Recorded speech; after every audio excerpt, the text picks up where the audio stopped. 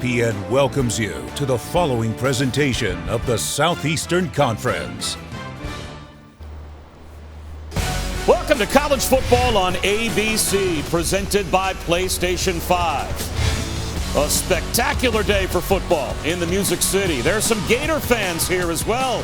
Number 6 Florida taking on Vanderbilt, and they bring to town what looks like an unstoppable offense in Nashville. It's the Gators and the Commodores. Welcome, everyone. I'm Bob Wischusen, here with Dan Orlovsky. Paul Carcaterra will join us in just a moment.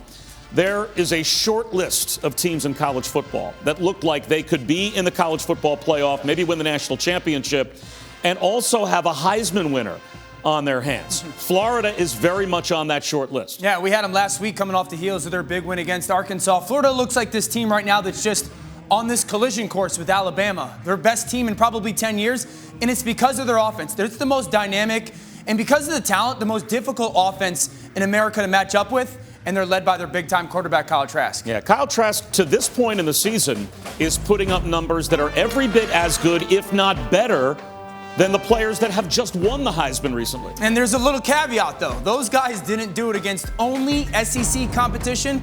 Kyle Trask has. He's got one more touchdown than Joe Burrow did last year, kind of right at the same yardage mark. Two things, Bob. He's great with his W's.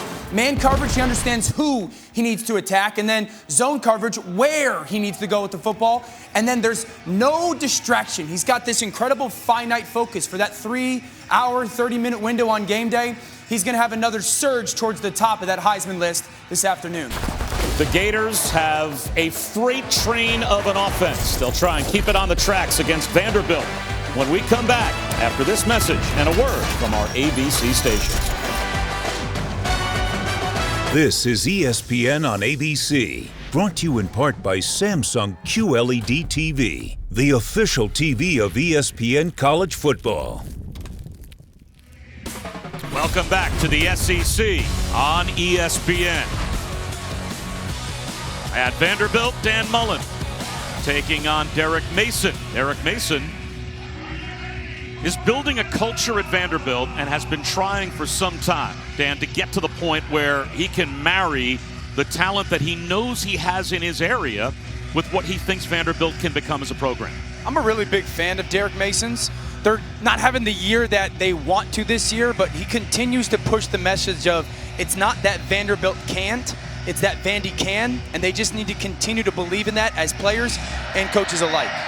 Gators won the toss and deferred, and Evan McPherson hooks this one right over the pylon, and they will say that that did sneak inside the end zone for a touchback. Well, if there's a chance today for Vanderbilt to keep this game competitive, it will fall on the shoulders of a true freshman quarterback in Ken Seals, who has had a terrific start, at least productive-wise, to the season, especially his last 3 games. This even for Seals over the last 4 games. 70% completions, averaging about 257 yards per performance.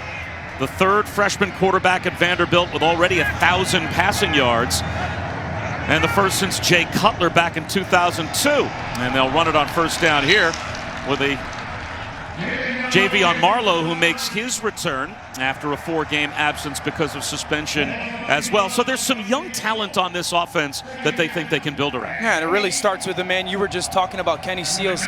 When you asked Derek Mason, why did you love the recruiting process with him? He said, listen, this kid grew up in an area where football was important, but took a program high school-wise that hadn't won and made it a winner. That's what they need him to do at Vandy.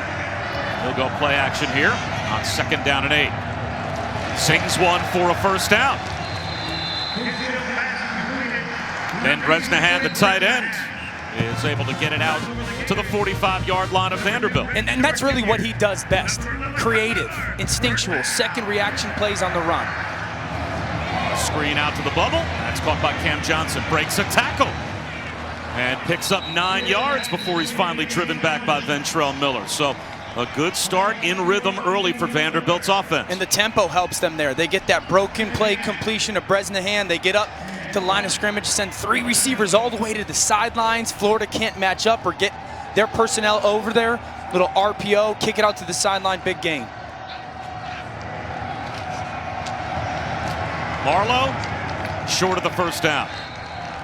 Another tackle for Ventrell Miller, so it will be 3rd down and about a foot just across the 50-yard line. And here comes the tempo again for the Doors. And they've got the first down easily as Marlowe goes right up the middle to the 40-yard line of the Gators. Two things with this Vanderbilt offense. They are committed to running the football. They believe that they work together. They work well together in their zone run game. And also, they will change their tempo some. Sometimes it'll be super fast. Sometimes it'll be somewhat quick. And then they'll pace it down slower, changing it up on the defense. Javion Marlowe again. 4 more.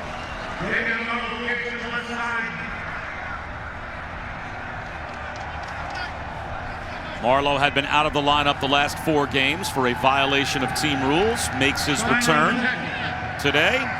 And this is a player that only had 48 career carries coming into this season.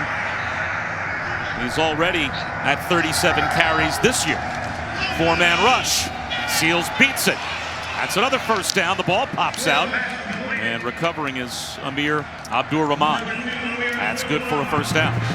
That's a perfect example of growth by a freshman quarterback. Seals sees the pressure from Brad Stewart off his left. You don't have to try to be Superman in that situation. Just get it out of your hands to your receiver that's running his hot route and allow him to kind of earn his scholarship after the catch. Great growth, seeing the game slow down for Kenny Seals. Already the 8th play of this opening possession for Vanderbilt, and they're at the 30-yard line of the Gators.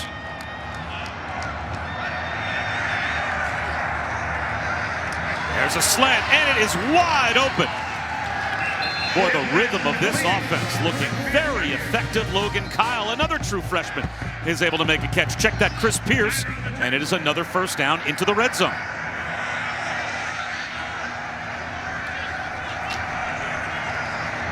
A keeper and the first negative play as Seals is met by Andrew Chatfield behind the line. This is really a zone read by Seals. See Chatfield at the end of the line of scrimmage, and you love that ball to get given to Marlowe. He fights off the block, creates that tackle for loss, something Florida really needed on this defensive set so far. That's their first good play on defense today. 2nd down and 13. Mitchell Pryor in the game, a tailback to the left of Seals in the shotgun. Cam Johnson in motion. Seals with a delayed handoff. And Pryor drags a tackler for about 4, maybe 5 yards. Took Gervon Dexter for a piggyback ride to make it 3rd down and manageable.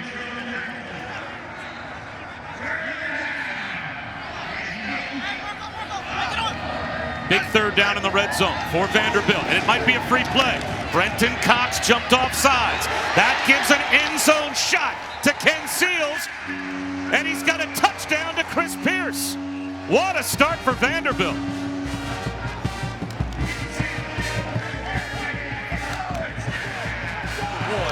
that penalty is declined. Touchdown. 4th consecutive week for Chris Pierce to come up with a touchdown catch as Ken Seals took advantage of the free play. What a great job of using cadence and then understanding you got your free play, but go to the right spot. Chris Pierce is 6'4", inside the slot. Just allow that big body to get in between the quarterback and the defender. Put it right on his chest. What an outstanding start to this football game for the Commodores. 11 plays, 75 yards, and Vanderbilt strikes first.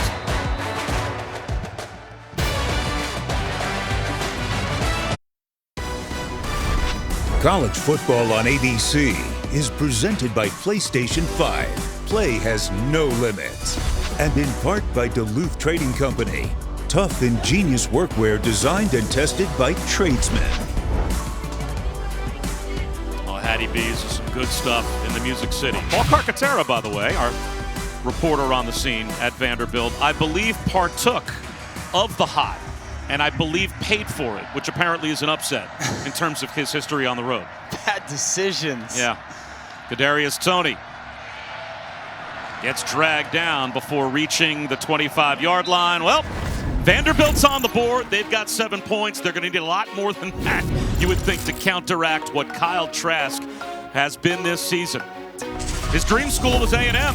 He ends up as a Gator. He went 6 seasons plus between starts as he was the backup to De'Ara King in high school, but when he finally got his chance last year, made his mark, the no doubt about it starter this season. And Dan, right now, he is #1 on our ESPN.com Heisman Watch. With a rocket ship attached to his back when it comes to it. And he'll flip one out to Kadarius Toney for an easy pitch and catch first down to start.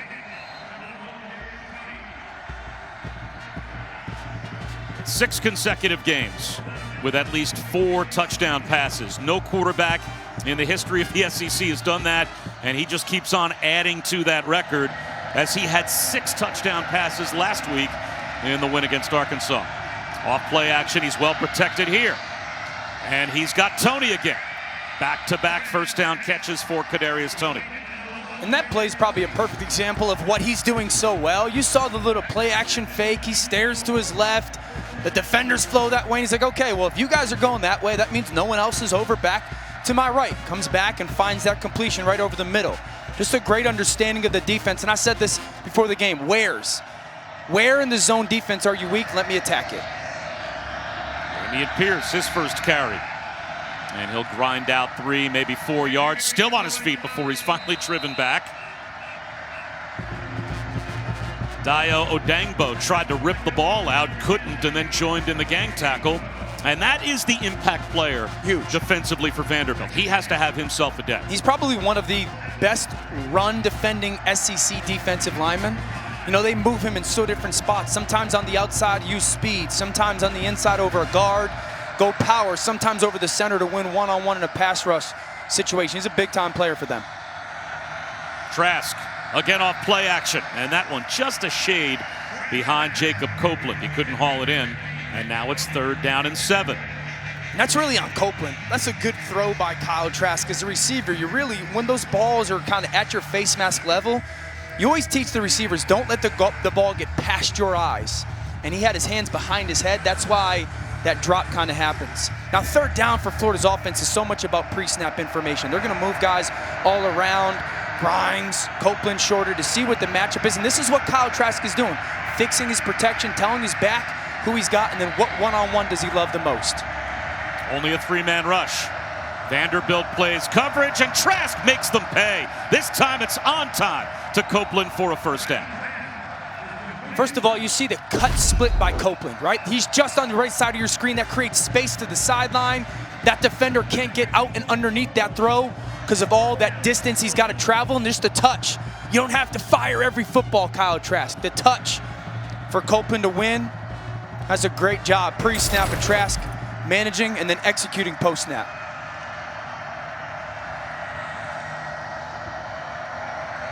Trask off play action again. This time he's looking end zone. Just off the fingertips of Trayvon Grimes. Elijah Hamilton doing his best to stay with Grimes. Get the coverage you want. And just outside of Grimes' reach. It's a beautiful throw by Trask, just 2-3 inches lower. The 6'4" Grimes can go up and catch it. But you see, Florida's going to stay aggressive. You know, they're going to take their shots. When you present the coverage that they love, they're going to have the opportunity to take their shots downfield. This is an offense that's number 6 in America, averaging just a shade under 46 points per game. Scoring has come very easily to the Gators this year. Here's 2nd down and 10. They'll run it with Pierce. And again, he'll work hard for about 3 yards. And that brings up, Dan, now a 3rd down and 7 to keep the drive alive for the Gators. And another example of maybe watching Kyle Trask and watching his brain work in concert with Dan Mullen, because I thought it was interesting.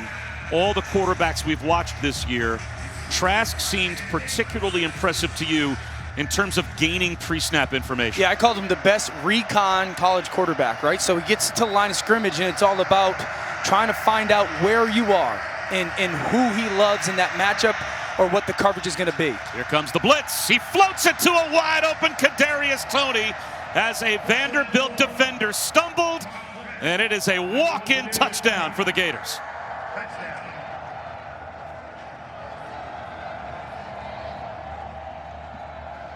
This is what we were talking about, Bob, right? Just seeing what the defense is going to do. Watch this safety blitzes, and then here's Tony down in the slot, right? So Kyle Trask sees, okay, safety, you're gone. Middle field vacated. Tony, just win on your route. Kadarius Toney does, gives that slot defender a little action across his face, and Kyle Trask can take a little bit of touch off that football because he knows that safety vacated the middle of the field, allows Tony to adjust. Touchdown Gators. Certainly helped that Jalen Mahoney, the sophomore corner, who was one-on-one with Kadarius Toney, got eaten up by the turf monster. And when a corner falls, that's a pretty easy score for Kadarius Toney.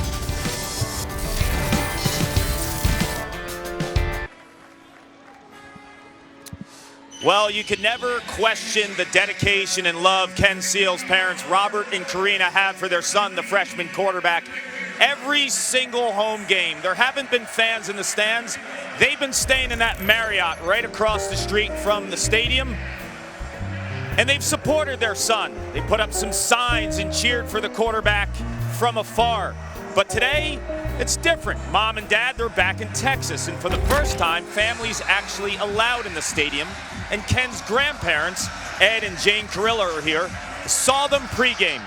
Wonderful, wonderful people, but you could tell they were really nervous for their grandson. Well, he got off to a great start. 5 for his first 5 and a touchdown on the opening drive. Yeah, I think the nerves should be settled in after that start. Certainly for the player, I know they are, but for the grandparents, what a great story, too.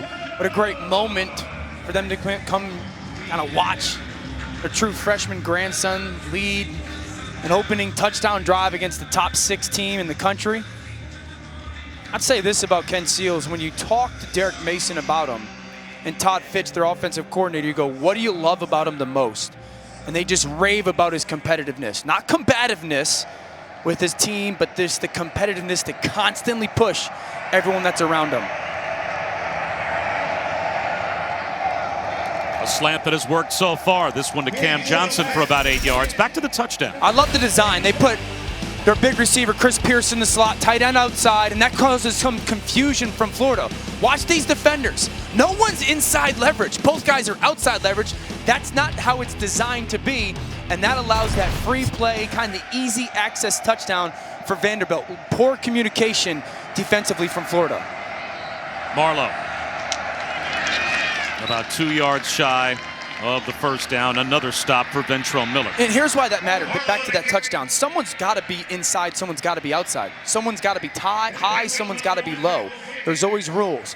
That's where Florida kind of blew that coverage for the touchdown. And Chris Pierce is Vanderbilt's most dangerous receiver. So if there's anyone you're going to focus on with your coverage, it would be him. And again, here's Florida late getting set. And Pierce gets the first down. Breaks a tackle and comes up with a gain out near midfield. Our first opportunity to say hi to Kevin Nagandi.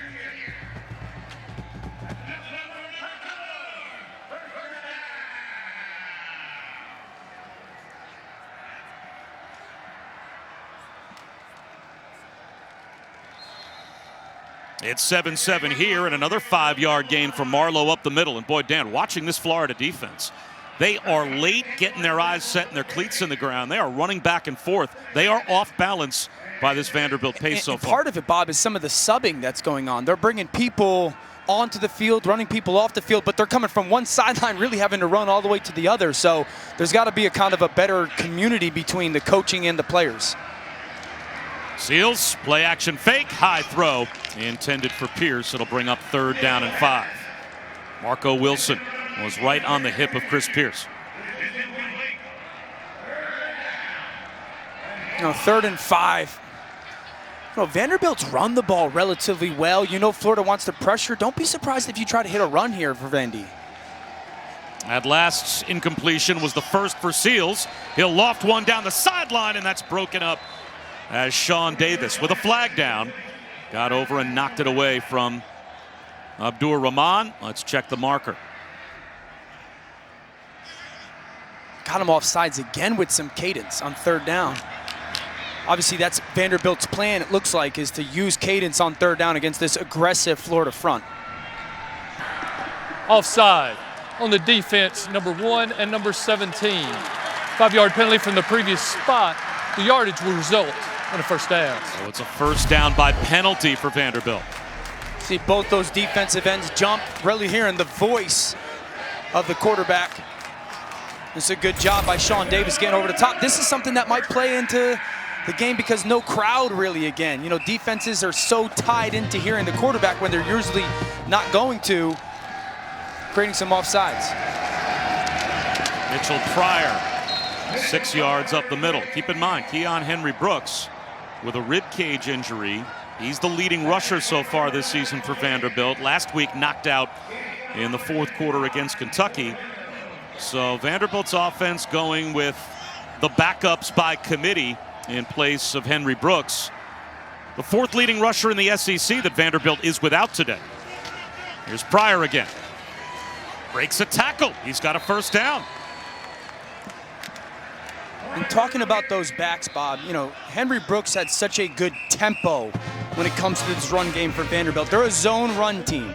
And so the tempo of the back kind of marrying to that offensive line. You don't want to hit the hole too quick.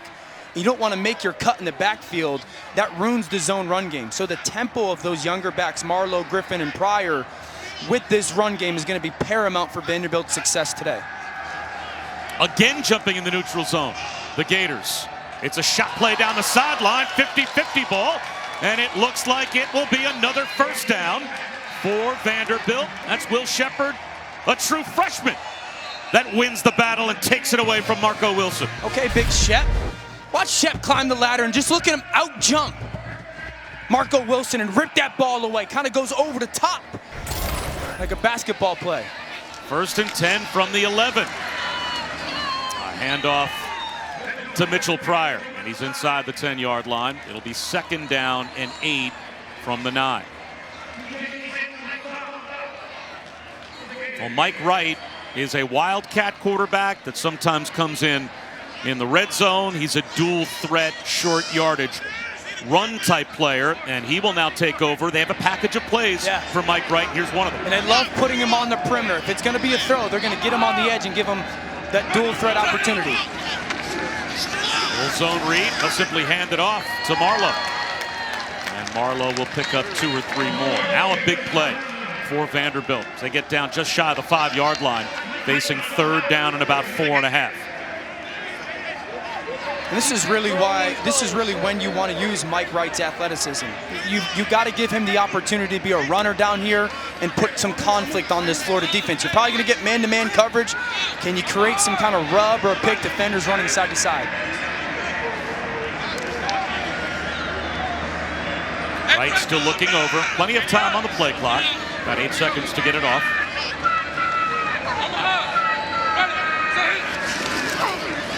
Option pitch. Marlowe, nowhere to go. Ventrell Miller runs him out of bounds. And they lose a couple of yards. It'll be a field goal attempt at the end of this long drive again for Vandy. Look at 51, right side of the screen. Miller just beats that left tackle. Steen to the point of attack. And creates that huge 3rd down stop. When your quarterback has a rhythm going, he's been accurate through a touchdown pass on the first drive. Sure. You get down in the red zone, you love taking him out there. Listen, they've had success with it. It's their plan going in. Sometimes it works, sometimes it doesn't. I don't hate that from Vanderbilt. Pearson Cook puts 3 on the board. Vanderbilt has the lead back.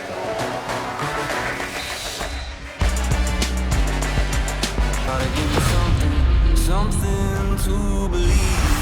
ESPN, home of the college football playoff. The time has come. Tuesday night, 7 Eastern on ESPN. The exclusive reveal of the poll that matters. It's the college football playoff top 25 rankings. The first one we'll see. Reese Davis and the guys break it all down top to bottom. They'll have coach reactions as well as a live interview with committee chairman Gary Barta, Iowa athletic director. It's a lot of fun now in college football to watch the playoff rankings reveal as Kadarius Toney weaving his way, looking for room, and eventually pays a price at the 26-yard line. Well, the next touchdown pass, Dan, that Kyle Trask throws will be a record setter through the first 7 games for any team in SEC history. Joe Burrow last season, Tim Couch back in '97. This year already Kyle Trask has equaled those guys. He still has a lot of football out in front of him today against Vanderbilt. Yeah, just a feeling he's not going to slow down. You know, the next one won't be the last one today. So Kyle Trask has been incredible ever since he's taken over to be the starting quarterback for Florida, and he's not going to slow down anytime soon.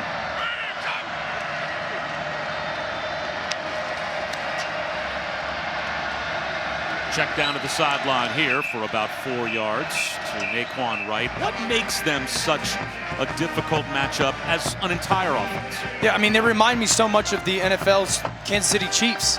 It's no longer have triplets on offense, a good quarterback, good tailback, and one good receiver.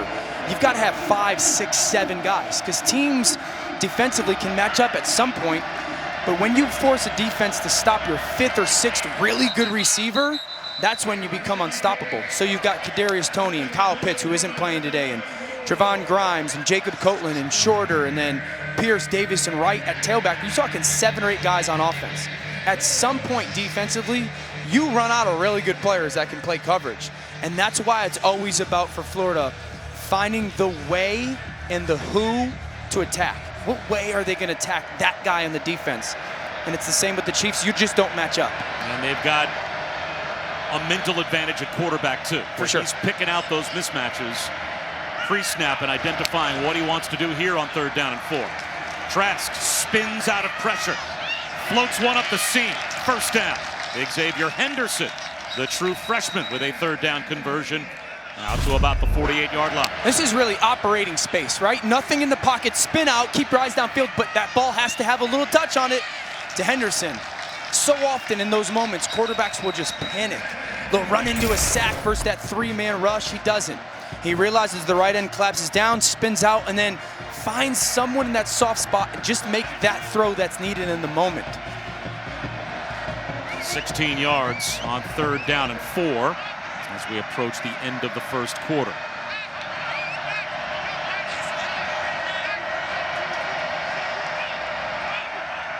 Play clock down to 2. Play clock at 1. I don't think Trask is going to get the play off. Was a timeout called from the sideline, or will this be delay of game? Delay of game on the offense.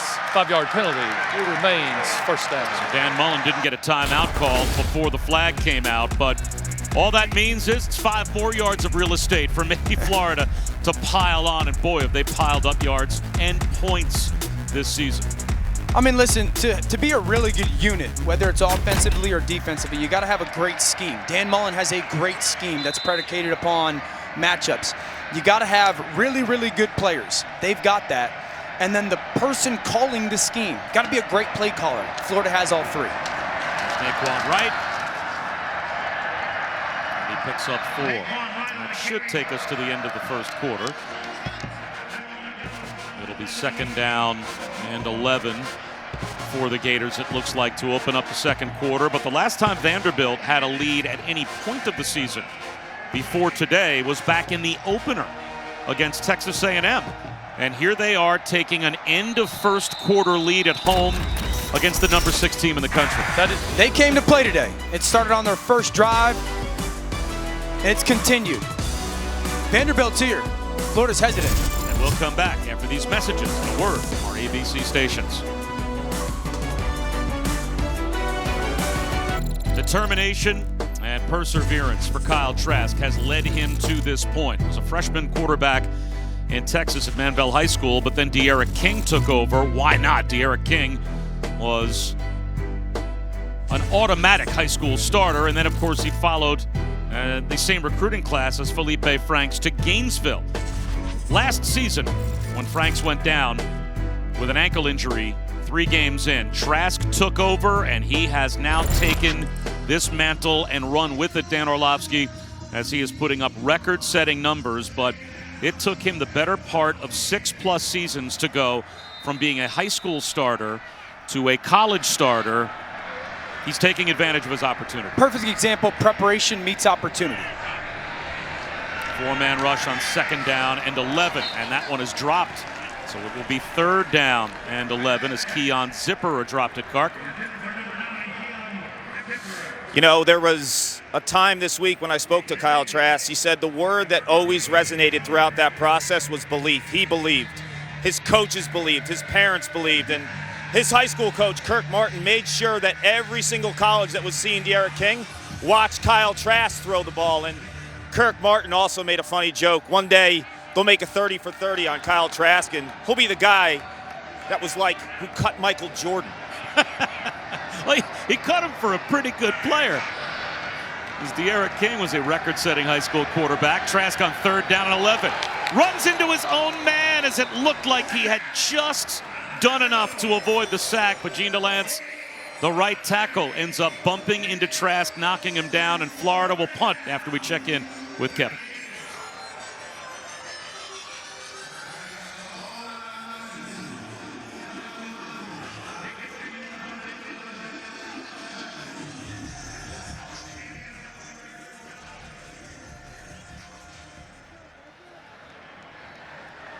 Hey, Boog, you know what that's called? It's called tutty, bud. He's not happy watching his LSU defense this year. That's a punt that will take a Florida roll down inside the 10-yard line, down at the 9. So Vanderbilt, a minute into the second quarter, going to send their true freshman quarterback, Ken Seals, back out there with a lead. The first time after the first quarter they've had a lead against a top 10 team since October of 2012, when they did the same against the Gators.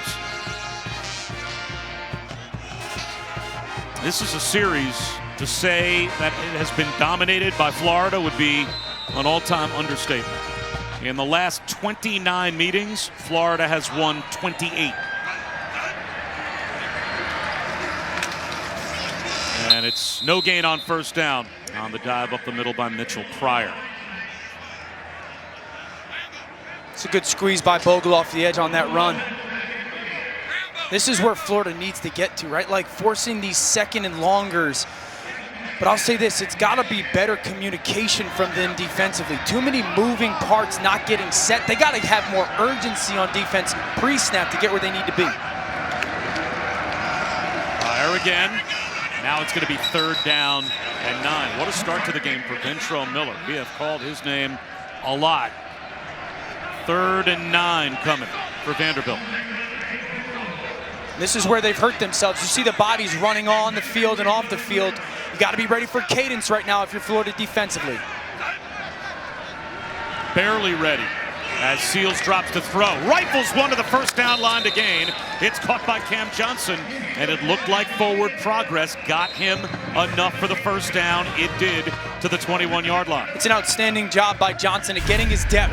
Pushing vertical, left side of your screen, sees Seals, sees Ventrell Miller squeeze, ball comes out on time, and he's got inside leverage for that conversion. Been great on 3rd down so far, Vanderbilt, whether it's using cadence and getting Florida to jump off sides or just executing when the play presents itself. Play action. Seals, long throw down the sideline, drops it in. It's a one-handed grab by Cam Johnson. Cam Johnson in the slot. You see that safety drop down. You got all that field to go run good to football too. And Cam Johnson just sticks out that right hand. He's one-on-one with the safety, Brad Stewart, but a great throw by Ken Seals, and you see the tempo from this offense. 35 yards on that grab. Here's Cam Johnson again, fighting his way for 9 more yards. He averages over 6 grabs per game, and this might be about as good a grab as he's had this season. Not only the one hand, Bob, but Brad Stewart's punching at that ball. Like he's swiping at that ball, and just the ability to pin it against your chest, the strength, that's a big time catch. And that's Ventrell Miller that's hurt. So the Gators, with their most active defender in this game so far, down, will step aside. Right now, Vanderbilt is challenging Florida to play at their pace. You saw it early on with some tempo.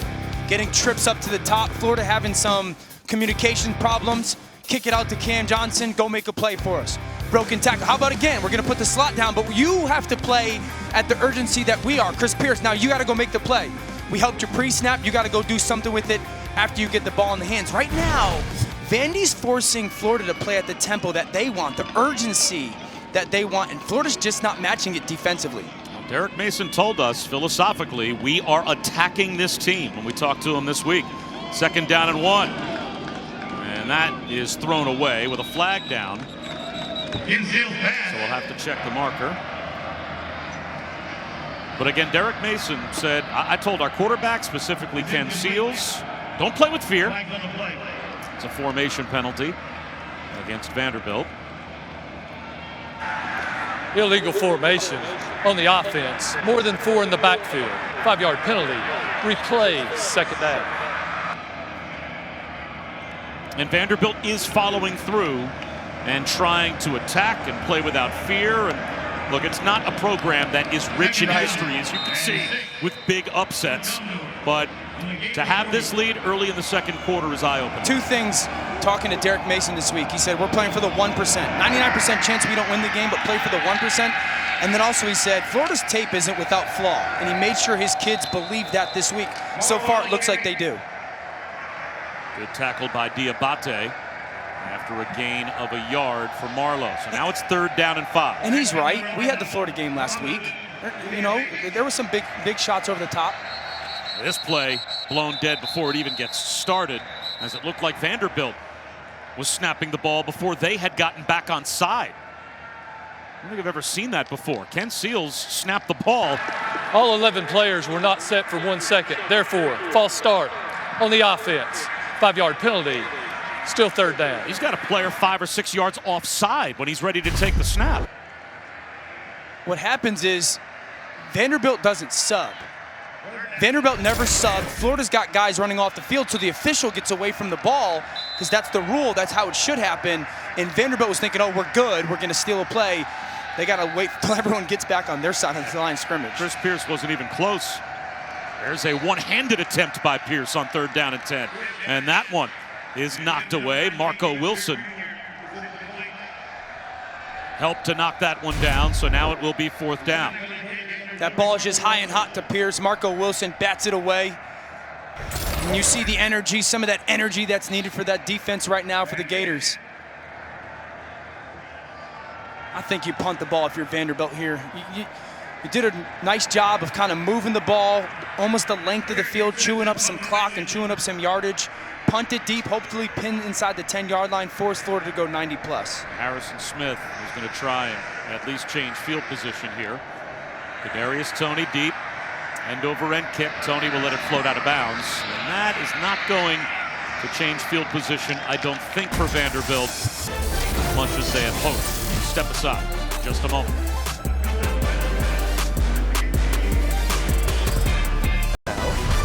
College football presented by PlayStation 5 on ABC is brought to you by Pacific Life. More than 150 years strong. Trust in your tomorrow.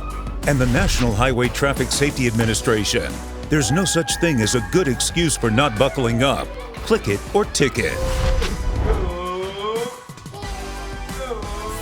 Even when you have to do it remotely, it is great to be a Florida Gator this season. You are watching the SEC on ESPN. And as usual, we would expect that the SEC will be a dominant team when those college football playoff rankings come out for the first time this week. Gators sputtering so far today, though. 4 minutes gone by in the second quarter, down by a field goal, down to a winless Vanderbilt team that put up close to 200 yards of total offense through the first 19 minutes. Yeah, I think there's two things that Dan Mullen's probably not going to be happy about. His pass coverage. You know, the ball has been thrown down the field for Vanderbilt, and just being honest, Vandy's guys have made contested catches, and Florida guys haven't defensively made the play, and then the 4 rush yards for Florida is unacceptable for Dan Mullen. As much as everyone, they want to throw the ball all over the place, I get all that. He really wants to be balanced as an offense. He knows how important the run game is. He's not going to be happy with that performance. So a little bit more discipline by them, play calling wise, to get the run game going, but also they got to execute it as an offense. Harrison Smith as well with only a 26-yard punt before we went to break. So not bad field position for Kyle Trask, just inside his own 20-yard line at the 18. And he'll start with a Damian Pierce run to the sideline. He's got 13 yards and a first down. And Kark, COVID has played havoc with college football, and that was certainly a test, the logistics at least, for the Gators. Yeah, when speaking with Dan Mullen yesterday, he told me when his team arrived at the stadium, They would resemble a Pop Warner team, partially dressed for the game. This is the Gators' first true road game since Texas A&M, when they dealt with COVID issues after their only loss. Today, masks always on when traveling, players partially dressed at the hotel, and they arrived just 60 minutes before kick. Here's Pierce again. And this time he's bottled up right at the line of scrimmage and taken down by Dimitri Moore. And even at halftime, they're not going to take their whole team into the locker room at halftime. This might have that look of like the team moms showing up with the bags of orange slices behind the bench. Just think of what these coaches and players are going through to actually have the opportunity to play their games, right? You got to appreciate that, what they're going through and willing to go through. And it's a good job by the school of trying to adjust some things to help the situation. Tunnel screen, and a nice job by Jacob Copeland to be physical and pick up what he can. Let's check in with Kevin.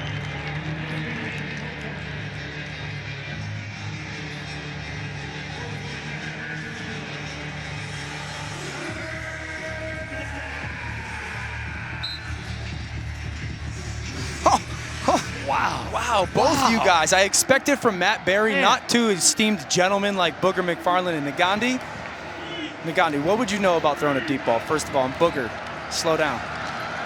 Tony breaks a tackle, heading south instead of north though, reverses his field, gets a couple of blocks, and eventually with a flag down is brought down at the 36-yard line. I'm not sure if all of those blocks that Kadarius Toney got were legal.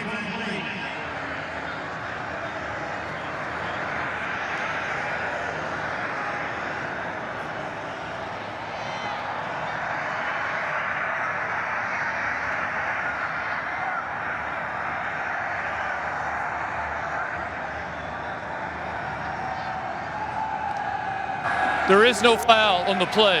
4th down. So whatever the flag was, they have picked it up. And it'll be 4th down and 5, and the Gators will have to kick it back. What a job by the Vanderbilt defense. I mean, 3rd down, this is one of the best offenses in college football. They kind of do whatever they want. They get a ball out to Toney, and just the effort by that Vanderbilt defense. Derek Mason's just got to be ecstatic with his football team. You can come out and be energetic and execute poorly, but can you do both? Can you play with energy but also execute your plan? And Vanderbilt is doing just that. And Vanderbilt will have it back with the lead as we approach the midway point of the 2nd quarter at their own 24-yard line. So Ken Seals back to work when we come back to Nashville.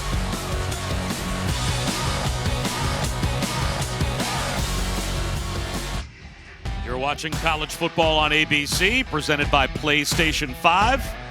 Bob Wischusen, Dan Orlovsky, Paul Carcaterra, watching a freshman quarterback in Ken Seals go toe-to-toe with the Heisman favorite.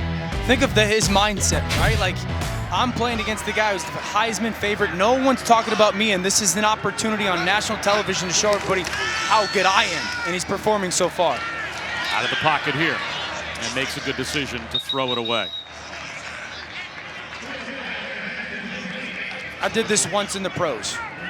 This graphic's a good example of the difference. You know, he's struggled throwing the ball downfield up until today. He's had a ton of success today with some of the contested catches. I did this on the road. I was a nobody, and we went on the road to play Tom Brady in 2011 against New England. And I just remember, I was still somewhat young, remember thinking to myself, like, this is my opportunity. This is my opportunity to prove the type of player I am. We ended up losing, onside kick. But it was a moment for me to kind of validate. I felt like I was good enough to be in the league. Pryor. And he will pick up a couple of yards, Clark. Bob, I spoke to Cam Johnson this week, and I asked him about his freshman quarterback. He said what impressed him the most was day one he came in, he was confident, and he had no problem telling even the older guys where to be, when to be. He was the clear leader from the moment he stepped on campus, and Cam also said he's got next-level ability in terms of reading a defense and his arm strength. Well, he's going to have to flash it here on 3rd down and 8. The blitz came from the field side. They tried to throw a screen to the boundary. It wasn't there, and it looks like it's going to be a 3-and-out for Vanderbilt. Brenton Cox put some pressure on Ken Seals. And good thing for Florida that he did, because if not, it's a touchdown. That's a walk-in touchdown for Vanderbilt. They dialed up a screen versus man pressure, and Cox forces that high throw. Does it say something to you, though, that you see a Ken Seals a couple times in this Throw it series away? of downs? Throw it away. Yeah. Right? Just make the smart, disciplined game management play. It's very difficult. Like when you're a competitor and you're in this moment, it's difficult. And it's a great sign that he's doing that this early on. And they've got a 3-point lead still, but here comes Kyle Trask.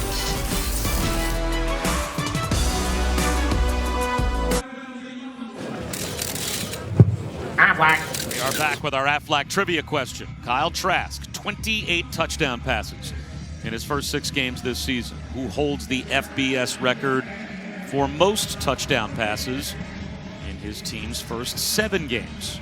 Now, we gave you the SEC leaders earlier. He's already on pace to break that record, but this is all of FBS. I know. You say that every single week. Trask off play action to start this drive. Near midfield. He's going to take a shot into double coverage, and it's broken up. Justin Shorter, the intended receiver, but Brendan Harris was there. It's a rare miss from Kyle Trask. Shorter coming from the left side of the screen. Continue to pull him across the field. He holds him up, and that's why it becomes a jump ball. Shorter comes back to try and go make that catch. Harris there for the breakup, but that's just that rare miss from Kyle Trask. Should have continued to pull Shorter all the way towards that sideline. They're also burying the lead as a terrible punt is a result of this field position as Trask, again in plus territory, finds Shorter underneath, and he picks up 13, maybe 14 yards.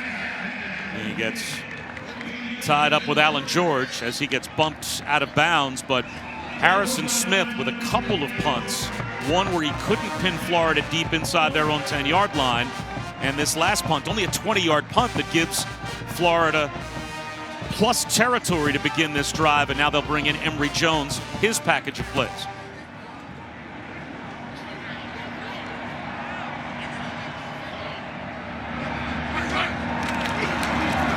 Jones on a quarterback keeper. 4 yards up the middle. Brought down by Dimitri Moore. It's a good job by Vanderbilt's defense adjusting. Emory Jones comes into the game. We're going to play some man coverage on the outside, and then we're going to commit both numbers and pressure, anticipating zone read, quarterback run.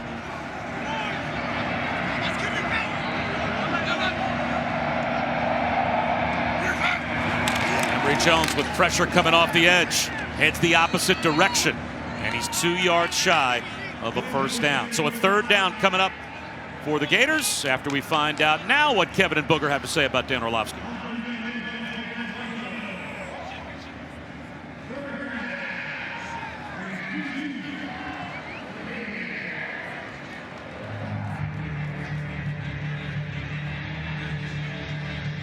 Yep, I'll take all the bullets. I appreciate it. That Indiana receiver running by that Ohio State defender is me running by you guys and your jokes. Third down and 2. Trask back in, and a nice jump cut in the backfield by Malik Davis to move the chains. How about answering our Aflac trivia question? Aflac. All right, Kyle Trask, 28 touchdown passes in his first 6 games this season. The FBS record for most in their team's first 7 games. I'm going to say B.J. Simmons from Texas Tech. I mean, it was on the screen. Got it, told you. Just jumped the shark there. Davis to the 15-yard line. We need to delay that answer just enough for you to give the wrong answer to prove to everyone that you have no idea what you're talking about. Or you could just say, Dan, nice job. Way to show off your awareness of college football history. Florida's getting his run game going. His run game, pulling some people, trying to pin some people, being a good part. You see this formation flip. They love this stuff pre-snap. Davis met right at the line of scrimmage by Andre Mintz. You want to talk about a guy that embodies what college football and the experience at Vanderbilt is supposed to be all about. It's Andre Mintz. We were talking with Derek Mason about him. So this is a young man that has come from nothing. He's going to leave Vanderbilt with 2 degrees. He started a nonprofit where he jumped in on a dance marathon to help raise money for a campus children's hospital. He's raised about $40,000 over the last couple of years. He has studied abroad 2 different semesters. He's getting everything you could ever want out of a Vanderbilt experience. Trask on 3rd and 5. Off his back foot, hoists it to the sideline, and it should have been intercepted. A dangerous throw by Trask, and Alan George almost picked him off. It's a great job. Odangbo soloed up top versus Forsyth, just enough to force that throw by Trask. He's lucky his ball doesn't get picked off. George sitting right there in his zone, vision on the quarterback. Gonna want that one back. But another nice job by that Vanderbilt defense on 3rd down of getting off the field. So a Gators offense that averages about 46 points per game and begins this drive in plus territory has to settle for an Evan McPherson field goal attempt. He ties it up with 4:15 to go in the opening half. We'll step aside for 30 seconds.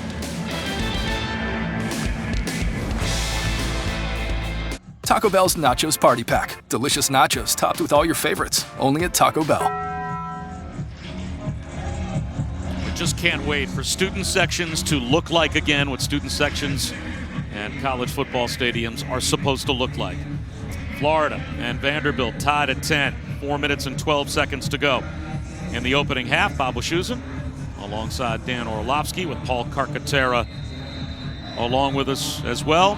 And Dan, it's just impossible to overemphasize to the fans how much we miss them being a part of all of this. And again, Tuesday night, 7 Eastern on ESPN, the exclusive reveal of the college football playoff top 25 rankings. Reese and the guys will break it all down. They'll talk to the committee chairman, Gary Barta, the athletic director of Iowa as well, visit with some coaches. Where will Florida be ranked in the first reveal? Well, tied at 10 right now with a winless Vanderbilt team. A lot is going to be determined over the next 34 minutes as to where they are going to be ranked. Yeah, I mean, if they come out of here with a win, because the way this first half has gone, it's going to be difficult to put them in your top 4, especially with the loss to A&M. So they'll probably be at 6 if they come out of here to win, but they're going to have to fight for the next 34 plus minutes to get that. Ventrell Miller hurt again. He left the game earlier in this quarter. They worked on his shoulder, and now he is down, and it looks like it might be a similar spot.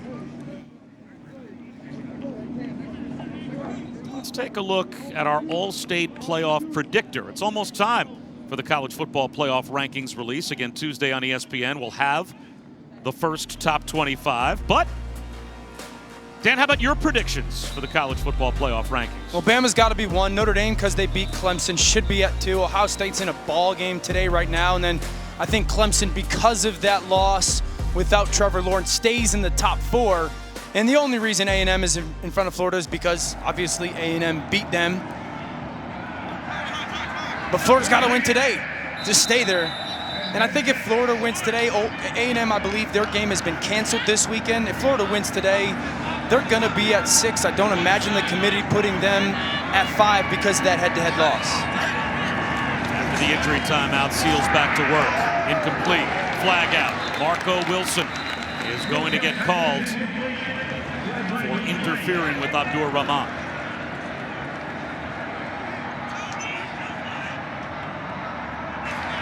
Pass interference on the defense, number 3. The ball will be placed at the spot of the foul. That carries an automatic first down. Abdur Rahman is just going to run a spot route, and it's going to be right here. Marco Wilson comes over the top. And they're just a blink early. That's the right call. Take advantage if you're Vanderbilt offensively now.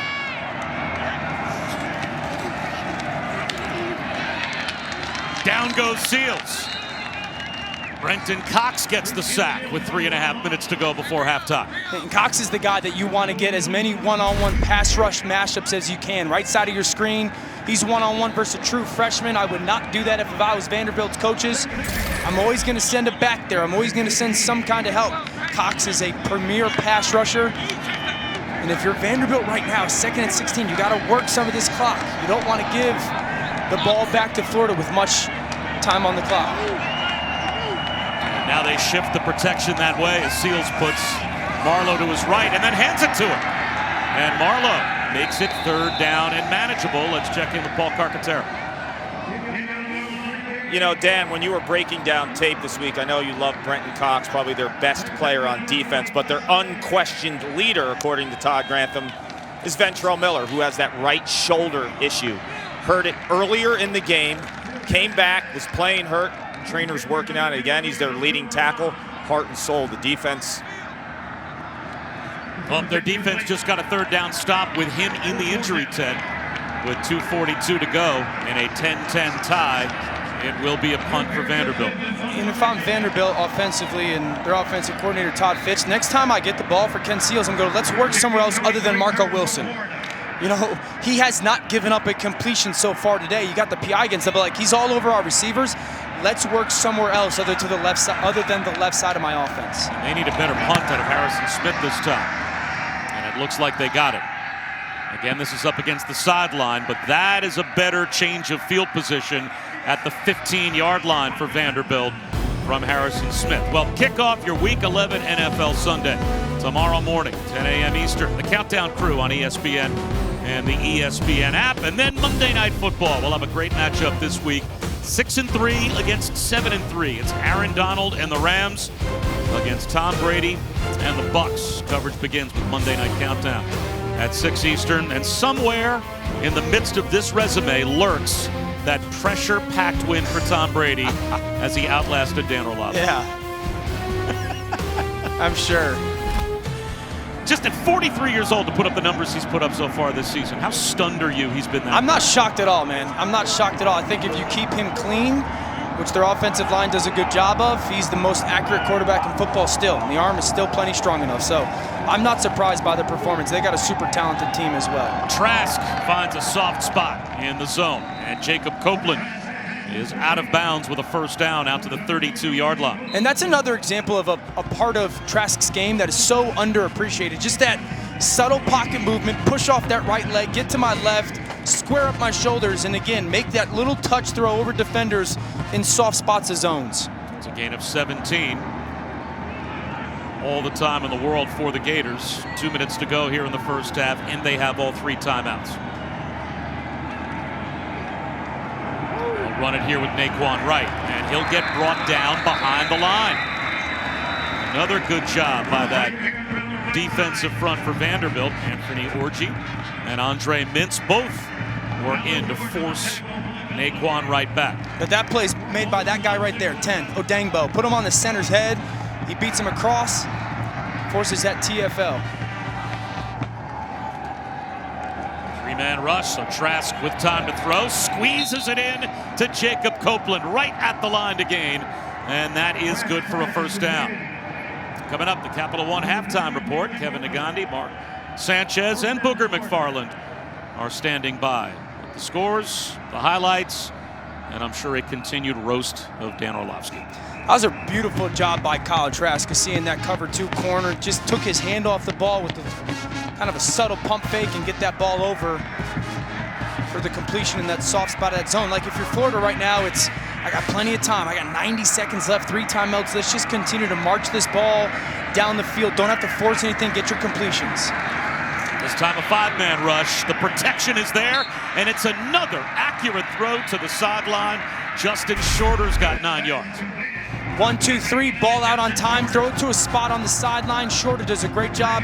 Extend, get the left leg down, and there's your completion. And Vanderbilt's gonna play some of this softer coverage on the outside. Again, your time is no problem right now. Continue to just be patient with the football as a quarterback. Naquan Wright cuts it back for about 3 yards. I don't think when you watch Kyle Trask, he's ever gonna wow you with his arm strength. Right. But when you see what's between the ears This combined operation. with his accuracy, you see an NFL quarterback? Yes, absolutely. An NFL quarterback. He's going to be on someone's team next year. There's no question about it because of his brains. This time he rifles one up the numbers to Justin Shorter. Showed some arm strength there for another Gators first down. And that's a perfect example. Like, he sees the backer kind of drift towards the middle of the field. He knows the soft spot has got to be where he vacated from. And as long as the ball gets out on time to a spot, you're going to continue to get those completions. 4 for 4 on this drive as Trask. Now he wants one downtown, a jump ball into the end zone, and it's won by Grimes for the touchdown. Kyle Trask up top and asks Trayvon Grimes, just go make me a play. And Grimes does just that to give the Gators the lead.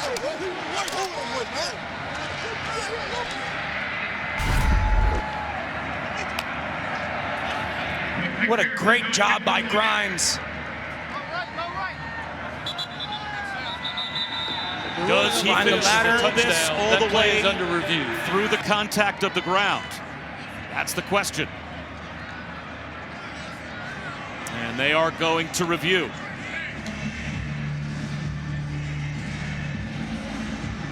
Ooh.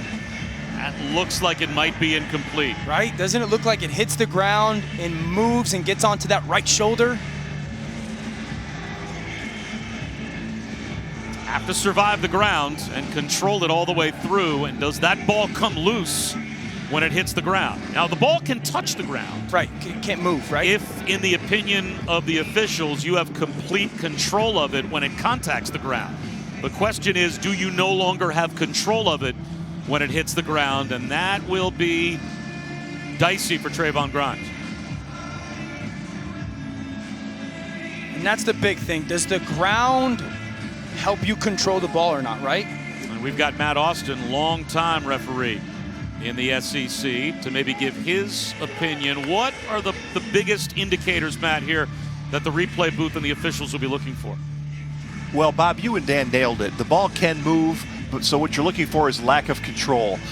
Is there enough evidence here? I do think you're correct that the ball moves. I think it's incomplete, but is there indisputable evidence for the replay official to overturn and take the touchdown off the board? Exactly. This might come down to the precedent set on the field that it was called a touchdown, but that look right there, that looks like he loses control of the football when he hits the ground.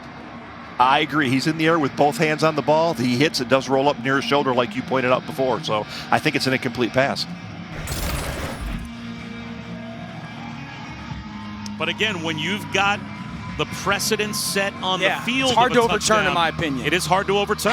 After review, the ruling on the field stands. Touchdown. So they're saying they didn't see enough evidence to overturn the call on the field. You know, Dan, it's funny. A few years ago, I went to the replay official conference where they would put a whole different bunch of play examples up on a screen. Right. And a whole ballroom in a hotel full of guys that are in college football replay booths would then, with a clicker, vote yes or no, you know, stand or overturn. It's amazing how often there was not a consensus in the room of the guys that are actually in the booth making the call. We'll step aside for 30 seconds. Another touchdown pass for Trask.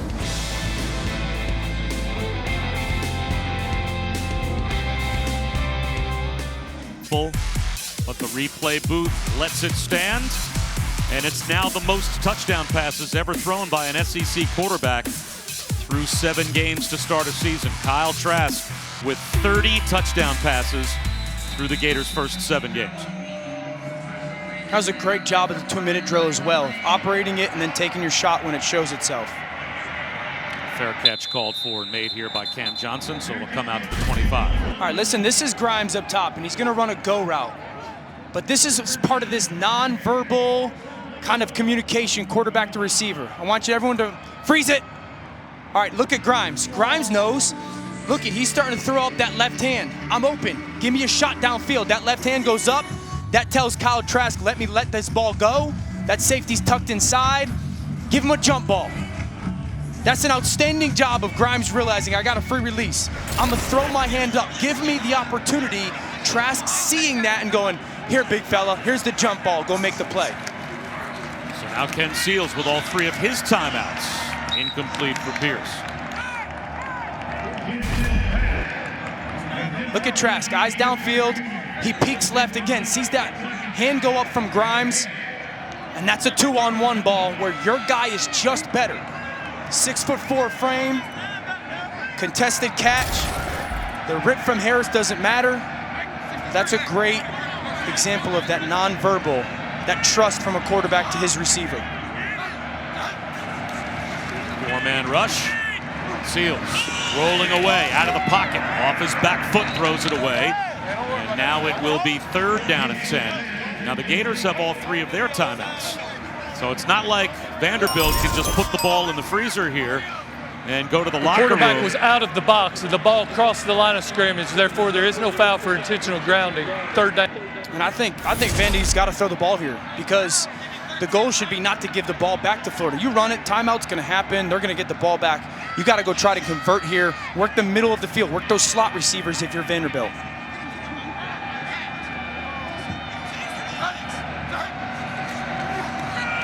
Delayed handoff. And it's going to be well short of the 1st down. Although fighting for whatever he can get is Mitchell Pryor. Brought down by Amari Burney.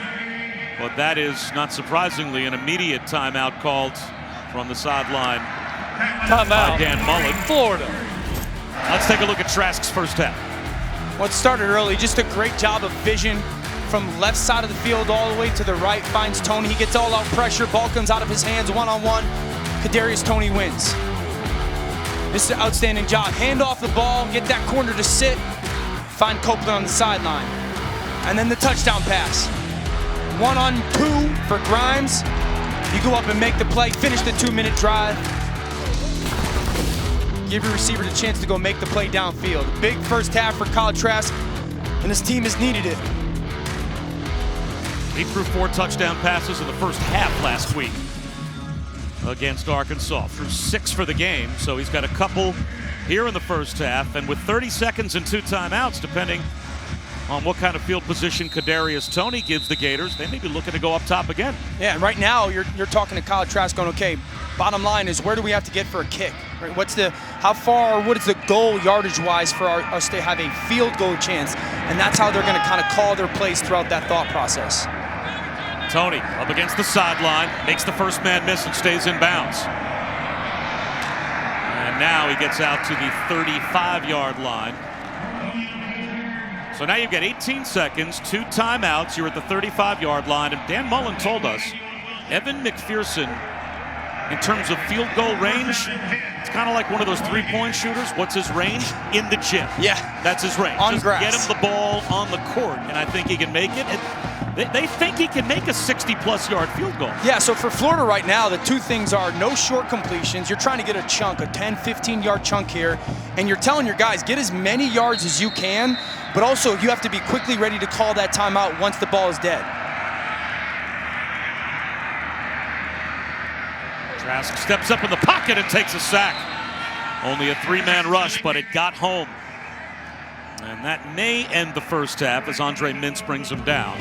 And it looks like that will be the end of the 1st half. So Florida will start the 3rd quarter with the football, but only a 7-point lead over a winless Vanderbilt team. The halftime report with Kevin Negandhi, Roger McFarland, and Mark Sanchez. Next after these messages.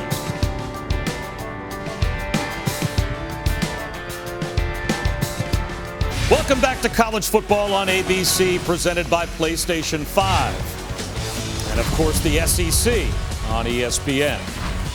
Just about set for the start of the 3rd quarter and an eye-opening score.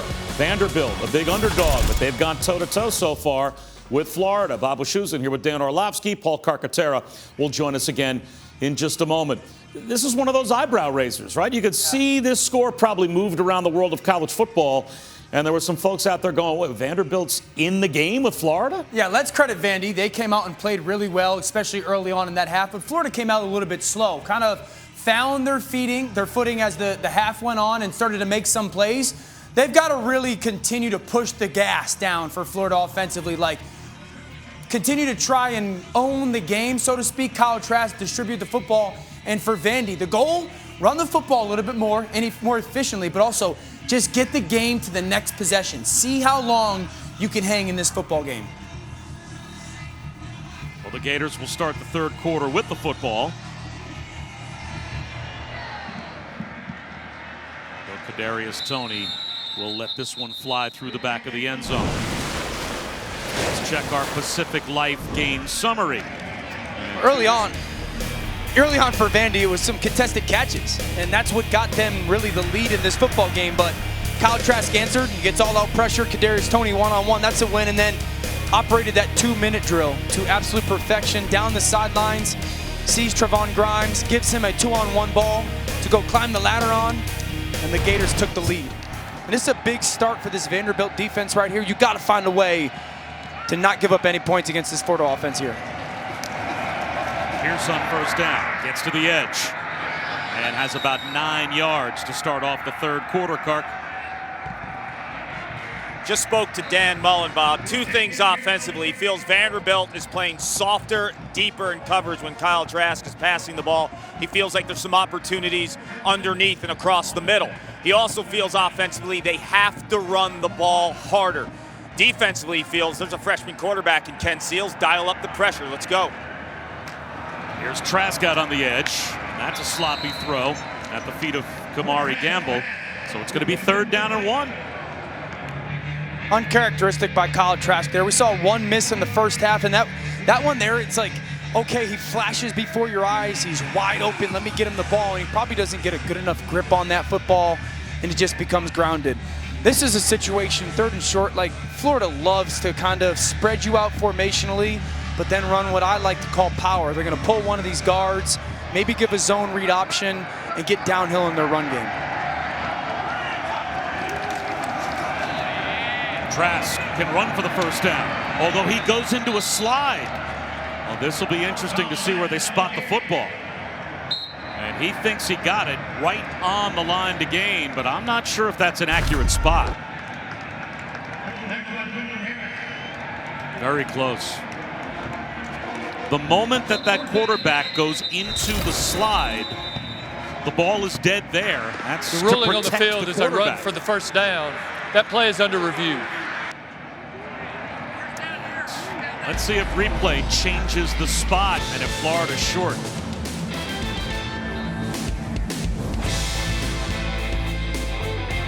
Who protect their position. The College Football Playoff Top 25 Ranking Show, Tuesday at 7 on ESPN, presented by Allstate. It is indeed 4th down and 1 for the Gators. The moment you start to go into your slide as a quarterback, the ball's dead. And replay looked, determined it is 4th down and 1. And Dan, how about this? Dan Mullen leaving his offense on the field inside his own 35-yard line to go for it. Totally agree with the play call. They'll run it. And an extra effort for Dameon Pierce gets it.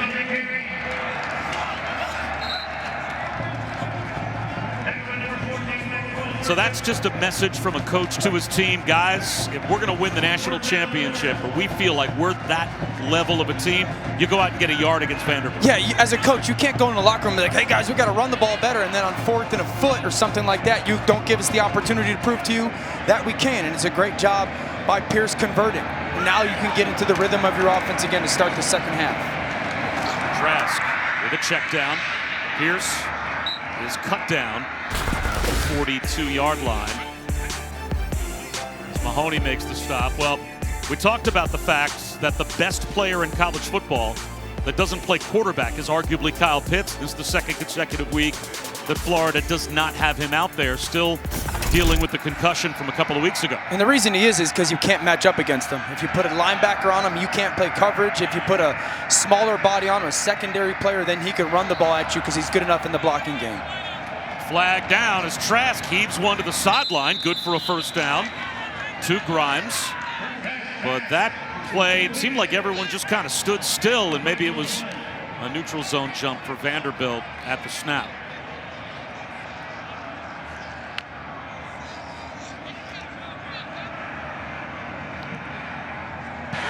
Offside on the defense, number 48. That penalty is declined. The result of the play is a first down.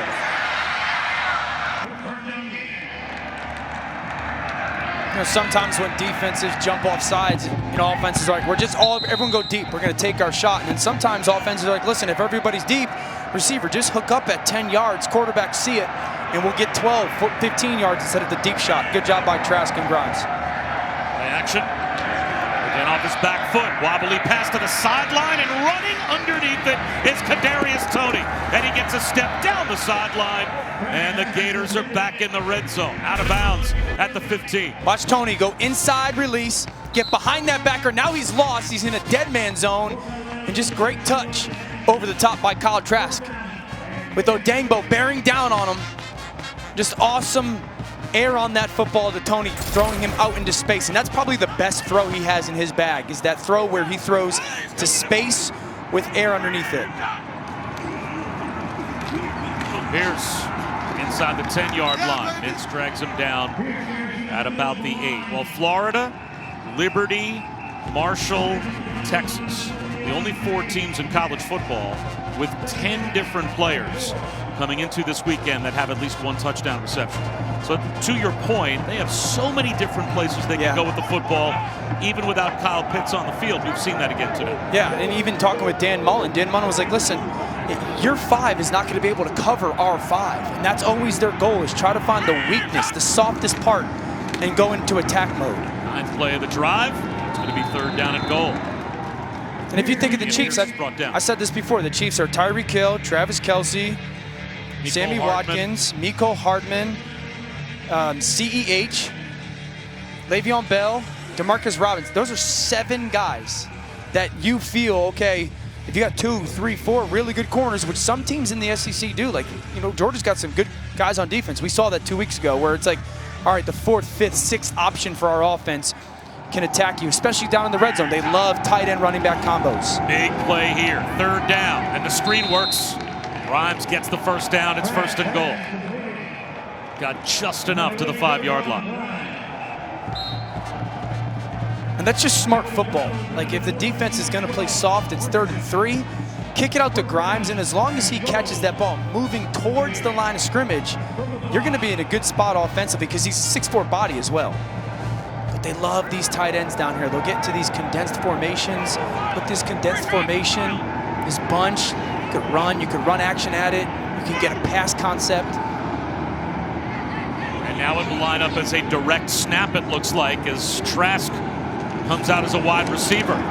Grimes takes the wildcat snap and tries to reach the ball out. He's inside the 1, and he will be down at about the half-yard line. So a little novelty play for the Gators as they split Trask out, and Grimes came that close to scoring a touchdown. It's a great job extending the ball by Grimes. But I love that play design by Dan Mullen. Now you're going to bring in some bodies if you're Florida. This is so similar to that 4th down, right? You have the opportunity. They love quarterback run down here. Quarterback run, pull a guard, punch the ball in the end zone. Instead, it's a walk-in touchdown for Pierce.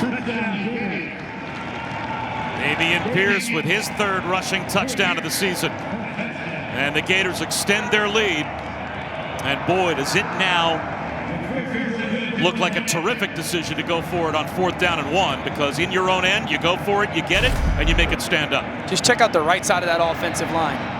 That's a true freshman, Braun and DeLance. You want to see, look, how about that double team? Pierce just needs that little seam. Gators touchdown.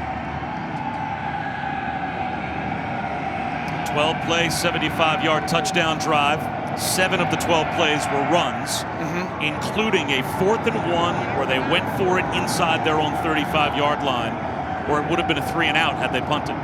And Dan Mullen has been wanting his offensive line to play physical, run the football. I mean, you're presented with the opportunity to do it. He trusts them to go get it. Ends up being a touchdown. A great drive to start this 2nd half from this Gators offense.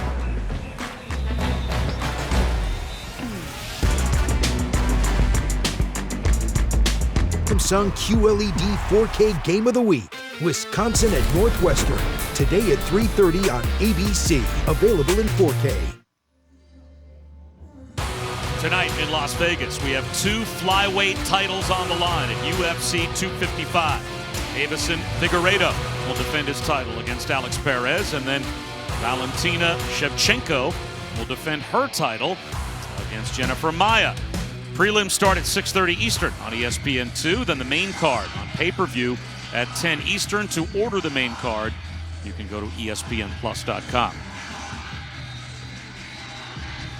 9:47 to go, third quarter. Now the Gators have a 2-touchdown lead, so this becomes a big possession for Vanderbilt to try and stay in the game. And they will start at their own 25-yard line after the Cam Johnson fair catch. Let's take a look at Tommy Oppenshaw's story as we honor those who serve. Brought to you by Navy Federal Credit Union. 3 years after working under pressure as the kicker for the Vanderbilt Commodores, Tommy Oppenshaw is facing a new challenge. Finished graduate school and has decided to pursue a career in the Navy as an aviator. So we wish him luck and thank him for his service. Bob Wischusen, Dan Orlovsky, Paul Carcaterra. Javion Marlowe goes up the middle for about 3 yards, maybe 4 on first down and 10. And the Commodores need Ken Seals to get back on track and give them that aerial dimension they had in the first quarter, because their offense has sputtered since. Well, what happened early on was he saw a ton of man coverage. He gave his guys opportunities, and they made plays. They got the ball at some of those RPOs, those bubbles, that helped. And then Florida started to play some zone coverage. And he just struggled getting the ball out of his hands to the right spot. So they got to settle him in early in this drive. Marlowe. And now they're going to be faced with 3rd down and 6. He had nowhere to go. Zach Carter helped out by Mahmoud Diabate on the stop.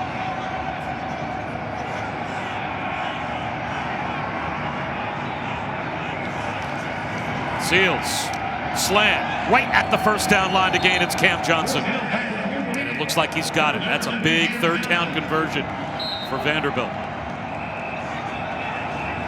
It's a great job by Johnson in the slot, making that catch. That left hand kind of braces him, going down to the ground, and a good 3rd down conversion for this Vandy offense. Those 3rd downs, they really got to find Cam Johnson in the middle of the field. That gives them the best opportunity to convert. They're now 5 for 10 on 3rd down, but they had been 0 for their last 4.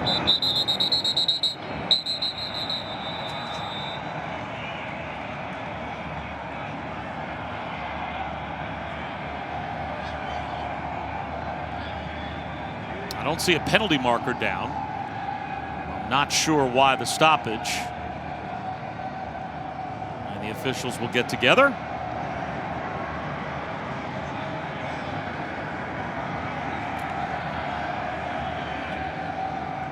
And we'll get an explanation. The ruling on the field of 1st down is under review. The booth initiated the review, therefore there is no charge timeout for Florida. So we'll step aside. Certainly looked as if Cam Johnson picked up the 1st down, but they're going to make sure.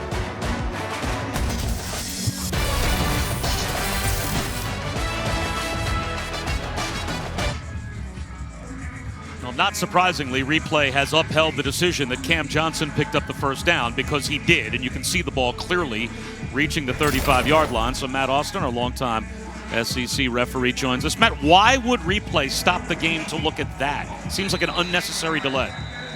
It appeared to me that Coach Mullen was going to take a timeout to challenge the spot, because the referee stopped, headed that way. In that case, the replay official will almost always go ahead and stop the game to prevent the timeout from having to take place. Seals has one broken up, intended for Chris Pierce. Isn't there some mechanism there, though, for the replay booth to say, look, you're going to force us to stop the game for what really is a very obvious call? Go ahead and take your timeout. Like, you should be penalized by using your timeout, forcing us to stop the game to look at something that's pretty cut and dry. Yeah, I agree with you, and as officials on the field, we would have that same argument with our supervisors, but the way it was explained, go ahead and stop the game if there's any chance that we could be After wrong. the play was over, personal foul on the offense, number 63. 15-yard penalty from the succeeding spot. It will be 2nd down. It's the senior center, Grant Miller, that gets called for a 15-yard foul that now, Dan, creates 2nd down and 25 for Vanderbilt. It's Miller right there, so come on, guys. That was it? That should be nothing. That should be nothing for either Vandy or Florida. We're throwing flags for a shoulder tap.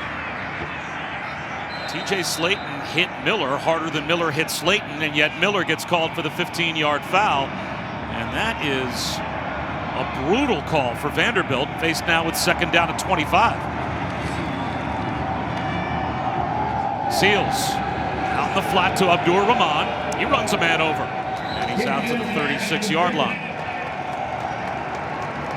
It's not bad for Vanderbilt. That makes it 3rd down and 9. That's 16 yards. So at least now it's 3rd and manageable. You see that tempo again. There's a bunch of bodies changing. Florida running guys off, Florida running guys on. 4-man rush. Out of the pocket, Seals. Right through the hands of a wide open receiver and incomplete on 3rd down. He couldn't find Bresnahan. It's a great job by Seals getting outside the pocket. Cox goes inside. Bresnahan open. That's such a tough throw. He's moving to his left. Bresnahan actually starts to move with him, and that's why that ball ends up on that back shoulder. Such a tough throw, moving to your left, trying to be accurate with that ball across your body or back across the field because your momentum's carrying you and you try to overcompensate just a little behind Bresnahan on that back shoulder. They'd like to blame it on the penalty that should not have been called on Grant Miller, and yet that's a wide open 3rd down miss, the kind that Vanderbilt cannot afford, but that's a good punt for Harrison Smith, out of bounds at the 9-yard line. Let's take a look at today's hardest working player, brought to you by Duluth Trading Company, and Kyle Trask has been good. And it's really eye manipulation. Sees that corner, he pumps this flat route, gains leverage to the receiver to the sideline. Just that subtlety of his game has been on today. How about this throw? Tony goes inside. Look, he's making this throw now. Darius Toney's nowhere to be looking for the football. You got to get that little pearl up and down in time to Tony.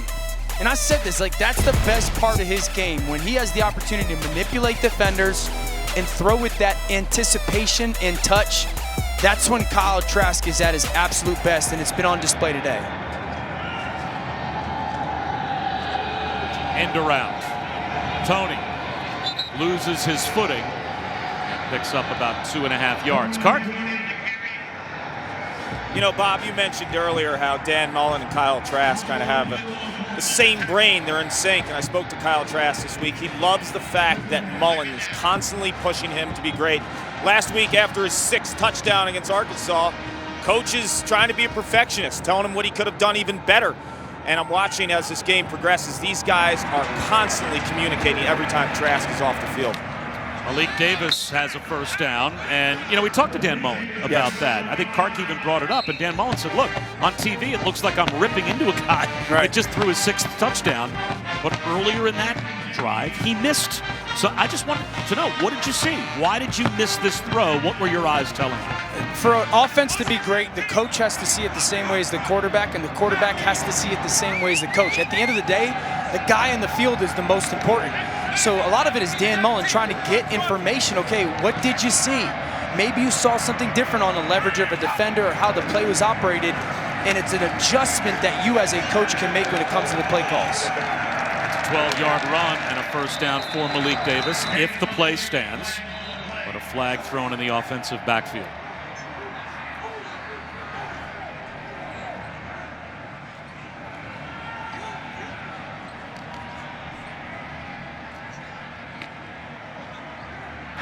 Holding on the offense, number 76. 10-yard penalty from the previous spot. We'll replay 1st down.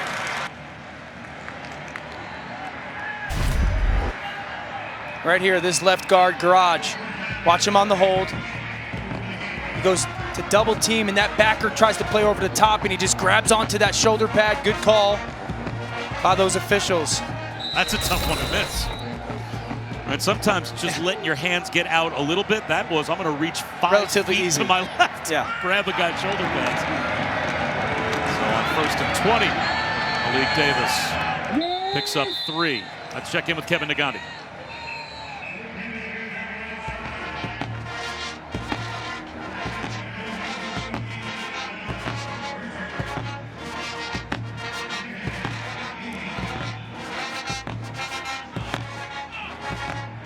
that seems like the one shot this year in that league for maybe a team to prove it's not just Ohio State. Something different, yeah. Right? Well, Wisconsin and Northwestern, the winner of that game, could have something to say about it as well. Here's Trask. Out of the pocket.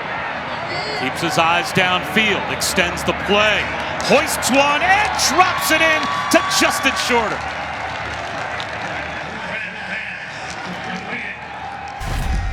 Kyle Trask drops back. It's only a 3-man rush. Patience, patience, patience. Don't run to a sack. And now this is seeing the field. Watch the point. That point right there to Shorter. Go deep. No one's back there. And again, you see enough air on that football, whether he's throwing it to Shorter or Rick Wells. But just that ability to see the field by Trask. Big throw. Right over the middle, he's got another first down. Again, it's Shorter. Great eyes. Great eyes holding those defenders in the middle of the field, forcing them to commit to that underneath. Watch. Watch his eyes, okay? Stare down left. Get those defenders to hang out for a second and then open that window to Shorter. When you're playing against zone defenses or underneath defenders, you've got to manipulate those guys with your eyes. Kyle Trask, again, showing that trait, knowing who to move, where, and then delivering the ball behind that. Davis. 8 more yards. Brought down by Max Worship. These are the things that he does really well. He's got a great understanding of their offense. Talk about knowing the answers to a defense when they give you the coverage or pressure. Executes at such a high level. The ball is always going to the right spot. Comes out at the right time. Very accurate. And we talked about some of those plays. He's not this crazy big-time athlete, but when he needs to create some space to play quarterback the best way possible, he can do that. He's twitchy enough to do that. A check down. Malik Davis inside the 10-yard line, down to the 9. It'll be 1st and goal. Now, those were the positives. Right. If I'm an NFL scout and I'm coming to you and saying, what do you think about his prospects? Where are the negatives to Kyle Trask? What would you say? What are the weaknesses? Yeah, just a pure pocket passer. It's not 2000 anymore. They're kind of dinosaurs in the NFL. You got to be an explosive player. Out on the perimeter in space, he's an average athlete. His arm strength is average. And how many times does he really elevate this offense above the X's and O's that Dan Mullen calls? He's looking end zone here. Floats one in the back of the end zone and unable to get a foot down inbounds. It looked like was Rick Wells.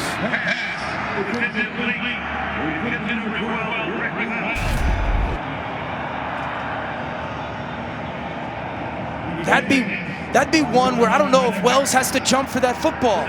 You'd love for him to have kind of a, you know, the awareness of the back of the end zone. I get it. I know what that feeling is like. But have the awareness of the back of the end zone to not go out of bounds there and drag his feet.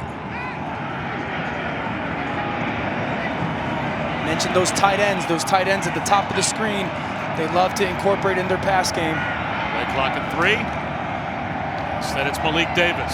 Blockers out in front, and he's down to the 1-yard line.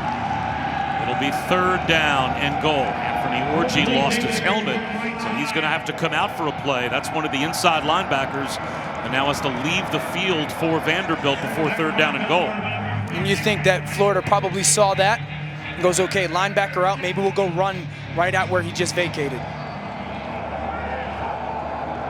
Trask to throw for it. And he's got another.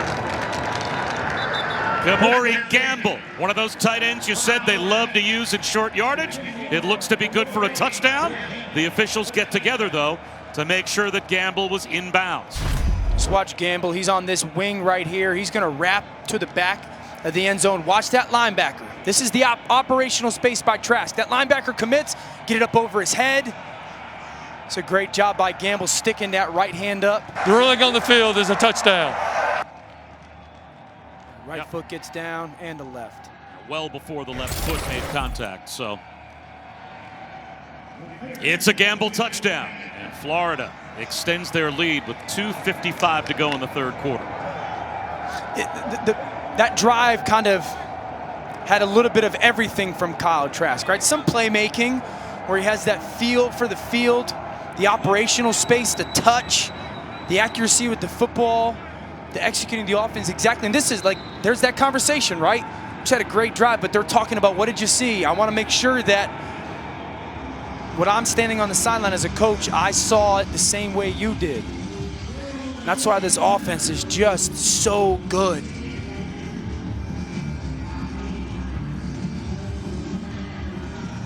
Derek Mason, maybe he still wants to know if there's confirmation of the touchdown. The officials are over talking to him on the Vanderbilt sideline.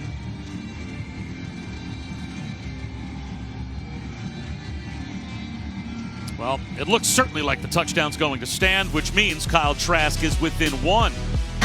There is no charge timeout for Vanderbilt. They will keep their 3. For most touchdowns scored through the first 7 games of the season. Graham Harrell and David Johnson now have company in second place. But obviously, a very good chance with as much time we have left on the clock that Kyle Trask keeps on moving up that board and maybe even becomes the top guy all time.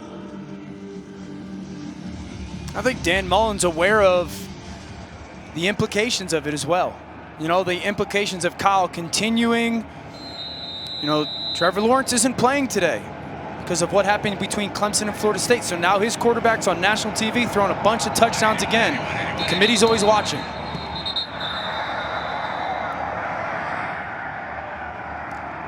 Vanderbilt jumped right before the try.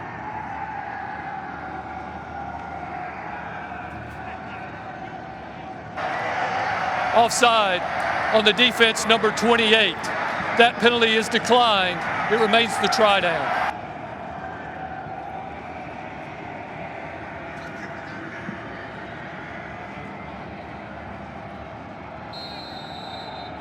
So McPherson will have another try to make this a 31-10 game.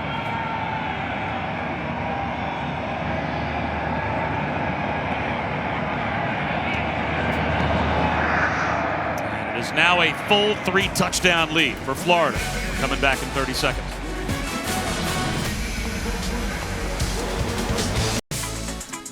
Well, Kyle Trask is number 1. Our ESPN.com Heisman watch as of now, but he certainly didn't start there, and it's been a while since really the second week of the season to where he was in the conversation as one of the real favorites to win the Heisman. As you can see, he has slowly but surely worked his way back up onto the top of the radar screen, at least of our ESPN.com Heisman watchers. And, you know, if he keeps on throwing touchdown passes at this rate, it's hard to imagine that all that might keep him from the award is a big game against Alabama. Yeah, he should be number 1 on the list right now. The only people that were going to disagree with it were Tuscaloosa people and Columbus, Ohio, and Clemson. Well, Trevor's not playing today, and I think Justin Fields has 2 picks. Look how he compares to Joe Burrow from last year. We thought this would be a fair comparison because at the start of last season, Joe Burrow was really not anywhere on anyone's radar screen to win the Heisman either. And you saw he slowly, you know, early season made a jump, but it took a while before Heisman voters were convinced that he was having that historic season that warranted not only the attention, but ultimately the award. And Trask has followed a similar path from off of the radar screen to the very top. And this run is not going anywhere for Rocco Griffin, brought down right near the line by Josiah Pierre. And you mentioned it, like, he's gonna, his next 3 games after this one, he's gonna finish this game out in the 4th quarter. In his next 3 games, he'll play well. It's gonna come down to that SEC title game, how he performs against Alabama, if they win, and what his impact on that win is gonna be. Terrific throw from Seals. Abdur-Rahman got a foot down, and he's got a first down to the 42-yard line. It's a great job by Abdur-Rahman. Fully extended. That left and right foot drag. It's also a great throw by the freshman Ken Seals. Apparently the replay booth, though, wants to stop the game again. Before the play, the ruling on the field of a catch is under review. It seems like another unnecessary review from our end. Clearly it looked like a foot was down for Abdur-Rahman. He's got the ball. Foot down in bounds. And it should be a pretty routine first down for Vanderbilt. It's good on Sundays. He's got 2 feet down. That left foot's down. That right foot drags. Ball never even comes close to moving.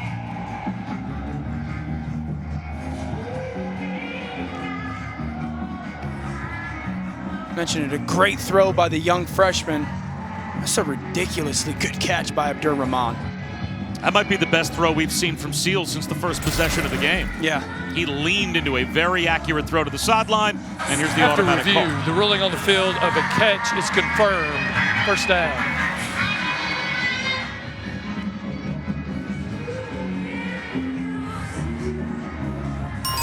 I know they want to get it right, but there have been times in this game where the game has just been needlessly stopped by replay, and off of a completion like that, doesn't that?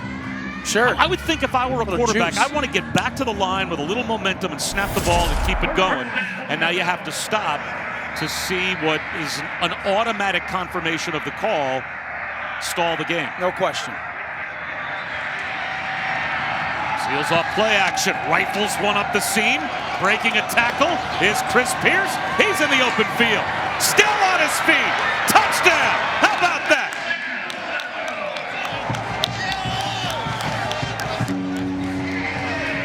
Vanderbilt a point after away from making this a 14-point game again. And that breathes a little life back into the Commodores' hopes. Seen Pierce make some plays today. It's a great job in the slot. Cross that safety's face. Run away. Physical. Your big 6'4", 230-pound body. Steiner, don't bring you down. Finish at the goal line. That's a great play by Pierce for this Commodore offense. Second touchdown of the day for Chris Pierce. We're coming back in 30 seconds.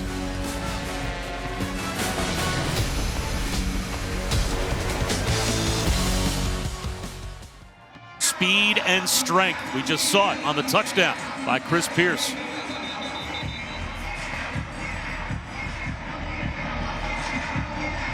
Bob Wischusen, Dan Orlovsky, Paul Carcaterra, and now Ken Seals. Boy, Dan, you make a couple of accurate throws. You get the ball to your big play wide receiver, and he makes a play for you. What does that do for the mentality of a freshman quarterback against the number 6 team in the country? We can. It just continues to confirm in your mind, like, okay, I'm good enough. I'm good enough. I belong playing quarterback in the SEC. And also, there's plays there for our offense. If we don't hurt ourselves and we stay in rhythm, there's opportunities for us to go make some plays. And now, like, hey, is there a potential, almost a quarter left in this game? Do you try an onside kick if you're Vanderbilt? Try to steal the possession, see if Florida's not ready? Well, the Gators certainly don't have a hands team out there. So with 2:01 to go in the third quarter, I don't know, at some point you may decide we need to try something to steal a possession. He's happy. I actually know that coach, Devin Fitzsimmons, government name on television. Tony from the 1. It's outside with speed down the sideline. Across the 50. Still on his feet all the way to the 40-yard line of Vanderbilt before Kadarius Toney is finally brought down. How about the big return from the senior? Great blocking. Find that seam and his burst to the outside. During the return, holding on the receiving team, number 82. Was holding right 10-yard on that penalty right from the side, spot yep. of the foul. First down. So it will come back with a holding penalty call. A 58-yard kickoff return that is erased.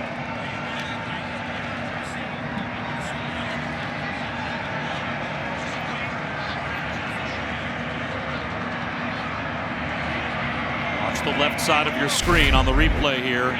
Keep your eyes on 82.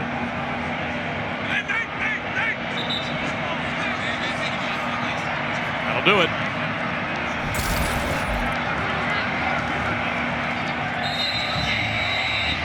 Marcus Weston, a backup receiver, is called for the hold. Florida inside their own 30-yard line with a 14-point lead now. Kyle Trask with 3 touchdown passes in the game to 3 different receivers. And one off to Naquan Wright for 2 yards, maybe 3. Why do you see the disparity in the leverage by these players, right? Watch how that ball goes in the belly. Look at the space between that safety and that nickel back. Brad Stewart and Sean Davis. There's so much space. Once you put the ball into the belly or the back, that nickel defender steps up and that safety stays high.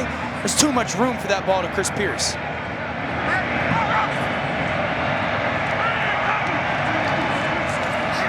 On right again. Get his knee go down.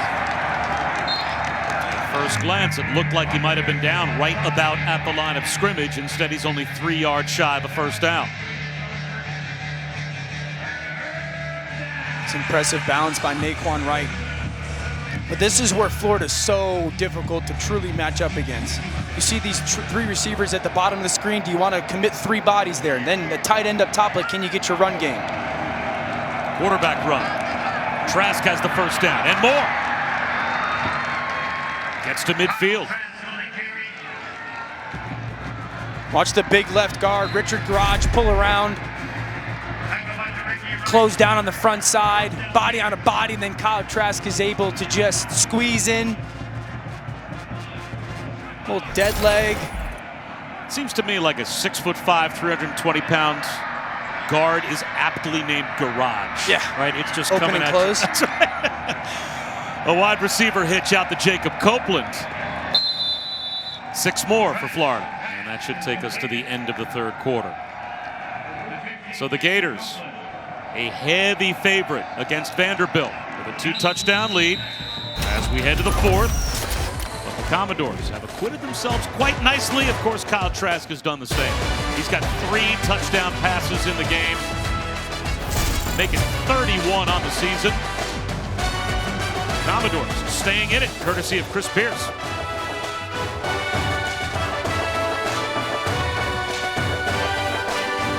And player, because my mom wanted me to. They walked on as students. They walked off as heroes. An SEC storied film. No experience required. Tuesday at 9 on the SEC Network. We are back to the look at our Pacific Life game summary as we're set for the start of the fourth quarter. And Kyle Trask having Dan Orlovsky, another one of those Kyle Trask kind of games, but Florida with only a 2-touchdown lead as we head to the fourth. Kyle's been incredibly efficient with the football, distributing it to all of his playmakers. And Ken Seals, the young freshman for Vanderbilt, has really just shown himself ready to play in the SEC today, has made some great throws early on in this game, but also in that third quarter to get his football team back into this game. His defense has got to step up and try to make some plays. Seals with 323 yards today, which is only 13 yards short of what he threw for as a season high against Mississippi State.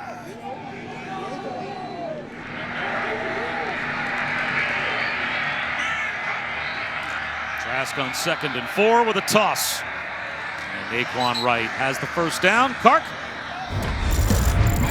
Texas born and bred, Kyle Trask was named after Kyle Field, home of the Aggies. Orville Trask, Kyle's grandfather, was a defensive tackle for the Houston Oilers AFL championship teams in '60 and '61. He passed away in 2008, and Kyle told me his love for football was fueled by his grandfather as a young boy. He got some of his size from granddad, too. He's going to take a shot downfield here for the end zone, and it's incomplete, just out of the reach of Jacob Copeland. Yeah, Kyle back in the 60s would probably be a defensive tackle like his grandfather. He said his grandfather's hands were so big, the thing that the family always used to talk about, you could fit a quarter through his wedding ring. That's big. Goodness, a quarter?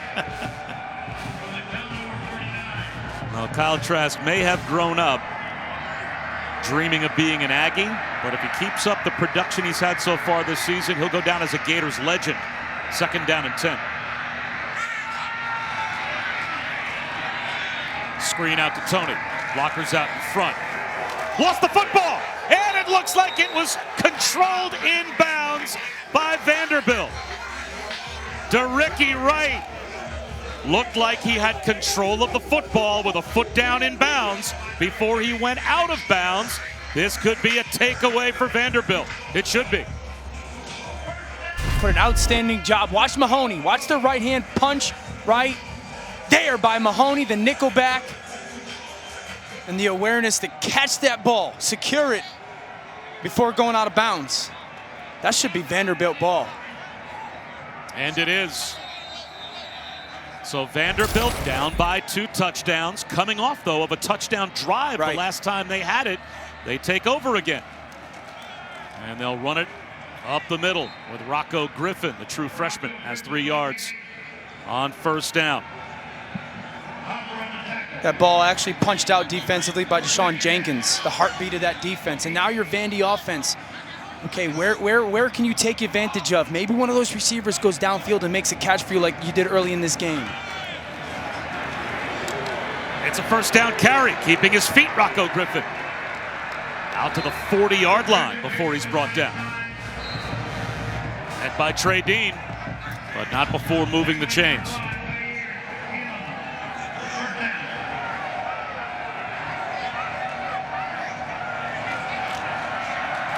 Right up the middle. And that time, Tyron Hopper was waiting about a yard deep for Rocco Griffin. It's a gain of maybe 1.5 yards.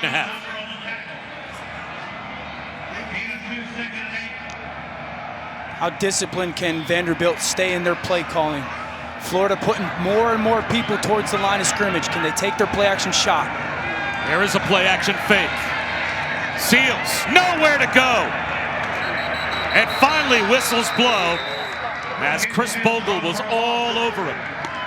A sack back to the 31-yard line and a loss of 10. This is a great job. Watch the pressure off the left. The motion comes. And the secondary guy follows. And then it's just pure bodies. When you take your shot in play action, you got to get the ball to your hands. Jaden Hill followed that pressure, or that motion, creates that pressure on Seals in 3rd and 20. I think I give Chris Pierce a chance downfield here. I give the 6'4" body a chance to go make a play on a jump ball downfield. He is just out of the picture to the top of your screen. Seals instead looks left, throws one right to the first down line to gain to Abdur Rahman. He'll be out of bounds, a couple of yards shy, brings up 4th down. It's a nice job by Seals of hanging in the pocket, and Abdur Rahman pushing vertical on Jaden Hill and coming back to the ball. And how about going for it? Is this a hard count? Is Vanderbilt going to snap the ball down by a couple of touchdowns on 4th down on their side of the 50? And now they'll call timeout and talk it over. 12-13 to go. 4th timeout. Down and a long Vanderbilt. 2 when we come back. This is our first charge timeout of the half.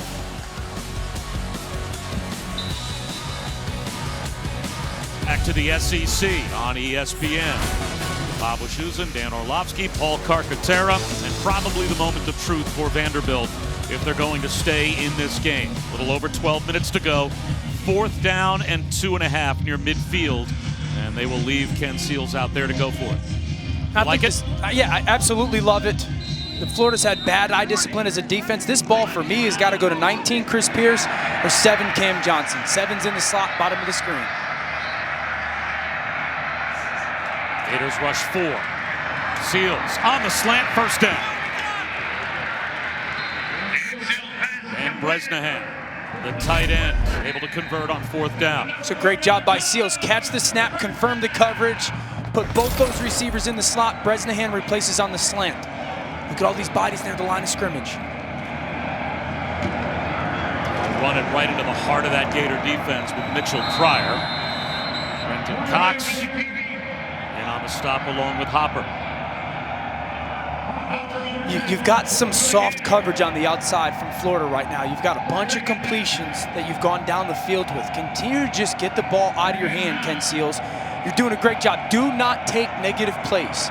Right now, you're controlling the game against Florida's defense. No negative plays. Here's in the slot to the near side. They'll run it that way. A yard shy of the first down again for Mitchell Pryor. Rashad Torrance on the tackle, but it's 3rd down and 1. And you're in 4-down territory.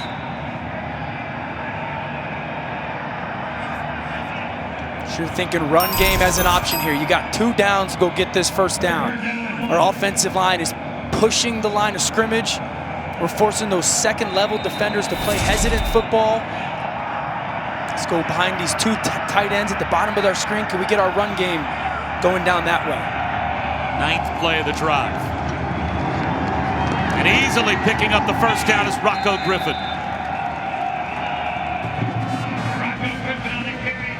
This offensive line right now, that's controlling the game. If I'm Todd Fitch, Vanderbilt's offensive coordinator, stay patient with that. Force this defensive line out of Florida to stop our run game. This is an offensive line that had 4 opt-outs before the start of the season. And that's Braden Babst, one of their tackles, down and hurt. We'll step aside.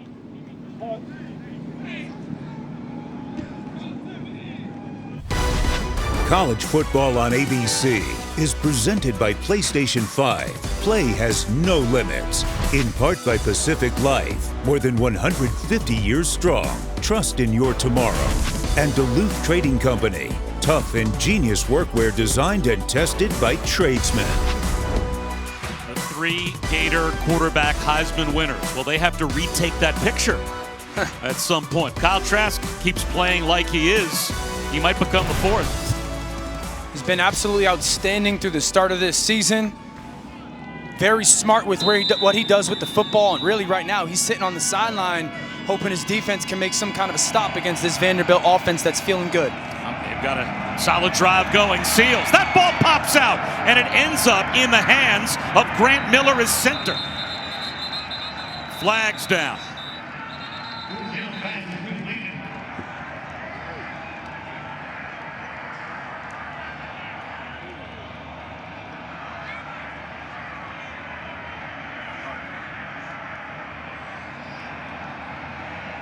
That ball deflected as it comes out of the hands of Ken Seals. This should be against Vanderbilt. There is no foul on the play for illegal touching. The ball was tipped by the defense, therefore making the receiver eligible.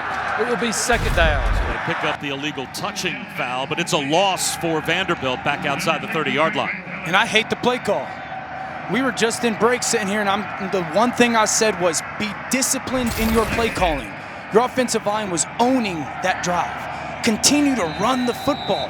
It's not time for that play action pass right in that moment. Now you're 2nd and 19.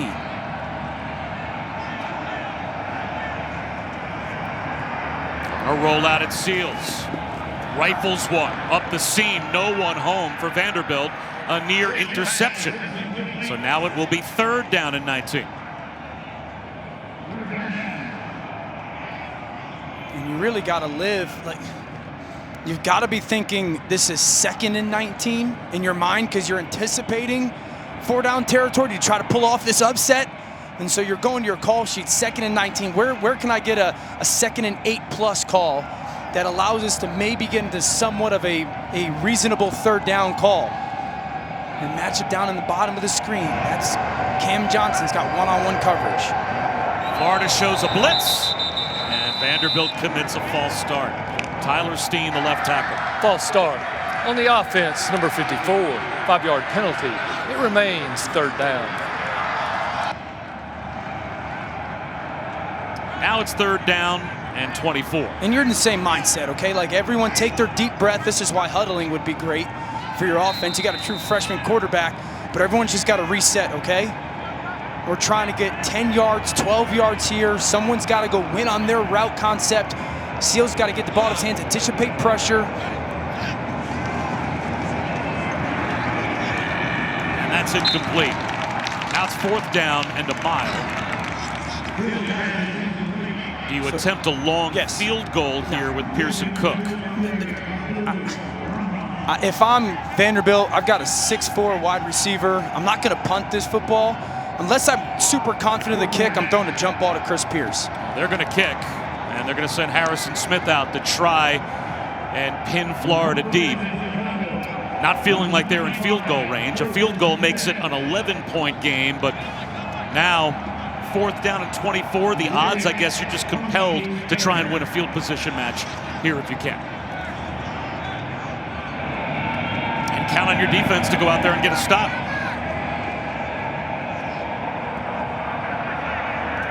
And they will stop it before it gets to the goal line. Perfectly executed by Vanderbilt and Harrison Smith. So Florida has a 2-touchdown lead, but they'll be starting from their own 1-yard line when we come back.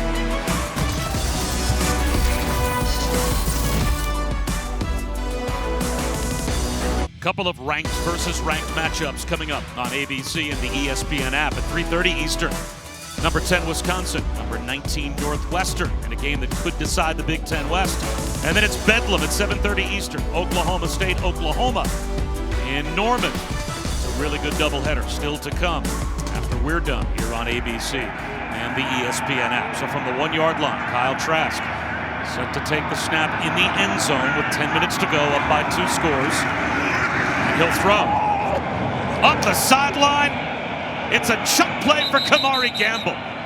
Play action fake works to perfection. And the big tight end rumbles all the way out to the 35-yard line. Look at the play fake. Kyle Trask, eyes downfield, sees that secondary player carry vertically, and Gamble out wide in release off of his cut split. An easy throw for Kyle Trask. What an aggressive play call from Dan Mullen coming out of his own end zone.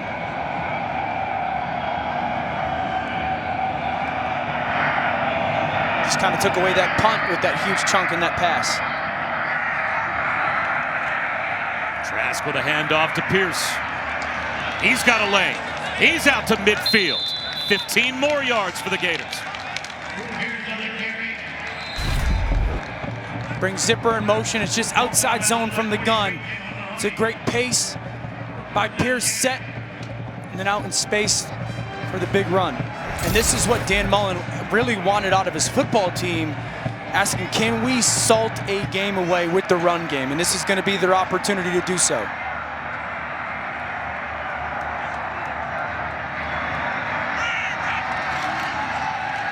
Pierce again. Picks up a couple of yards. But to go play action in your own end zone on first down, what does that say to you about Dan Mullen, his confidence in Kyle Trask, and ultimately where he wants to put the game? Well, first of all, I think it says confidence in your offensive line, right? That you'll trust them, that they're going to give you the time to operate the play. But when we talked about Kyle Trask's strengths, I said the ball always goes to the right spot. And you don't call that play unless you believe that Kyle Trask is going to do the right thing with the football. And if the play's there, he takes it, Gamble's there. But if it's not, he would get the ball out of his hands and make sure he doesn't make a mistake to hurt his football team. And that's why Dan Mullen trusts Trask in those situations. Now it's Emory Jones. He'll run, quarterback run, and pick up a first down. Emory Jones thought he should have had more. Got tripped up, but just enough to move the chains. And now you're looking at in four or five plays, you've gone almost 60 yards downfield from starting in your backed up 1-yard line, and it's really been the run game. It's been the offensive line starting to take control, and these backs have envisioned Emory Jones coming in for the change of pace.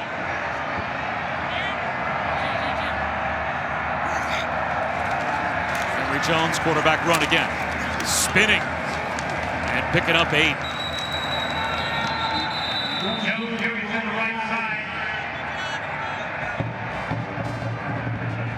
Emory Jones, the highest rated recruit at quarterback that Dan Mullen has ever been able to recruit as a head coach. At one point committed to Ohio State, ended up at Florida, and now he is the backup and the quarterback run option behind a guy who was a second stringer basically all his life in Kyle Trask until he emerged as Dan Mullen starter. And Dan Mullen loves him, and that's why he brings him in for some of these snaps, not just to get him reps, but he believes that he's an asset to the offense. Here he is to throw.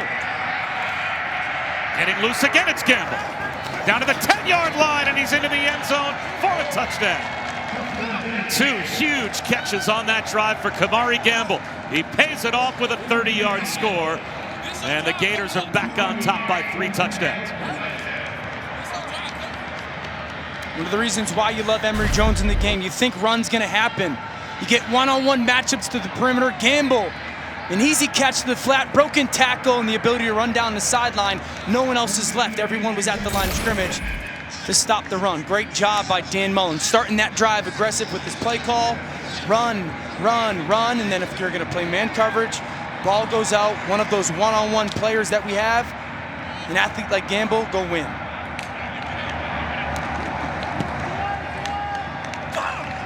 So Emory Jones gets the touchdown pass, his second of the season. Think Kyle Trask isn't happy?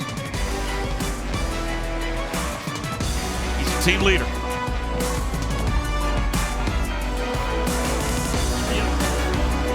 35 points scored by the Florida offense. 9 in a row overall, 7 straight in the SEC, both school records, and a lot of it has to do with that quarterback room right there. The Heisman favorite on the left, and maybe his heir apparent on the right, and Emory Jones, who just got into the act.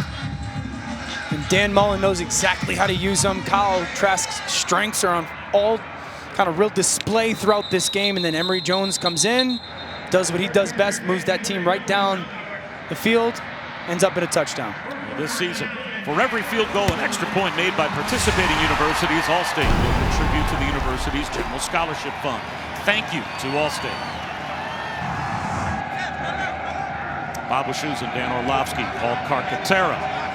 Now, the clock, a major enemy of Vanderbilt, down by 3 scores with 6:46 to go. They punt it down to the 1-yard line, and the Gators go 99 yards. And Seals will hand this one off to Mitchell Pryor for a gain of a couple. Let's check in with Kevin.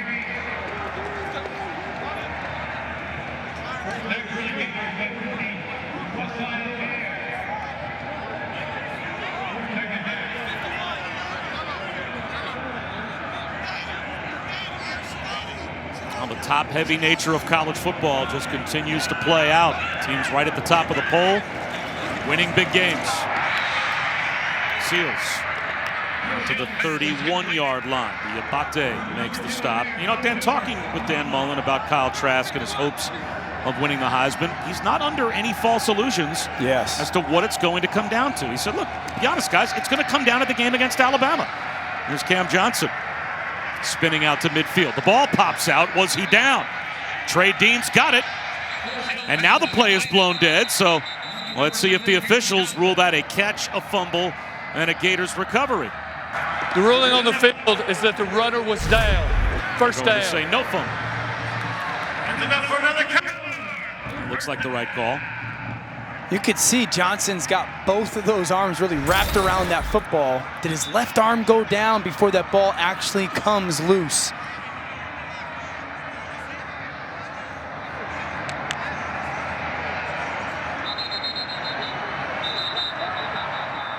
And now it looks like replay is going to want to take a look at exactly the ruling what on the field that the runner is down is under review. I think his left arm, as he's getting kind of ripped to the ground, touches down, and then when his body hits the ground, that ball pops out.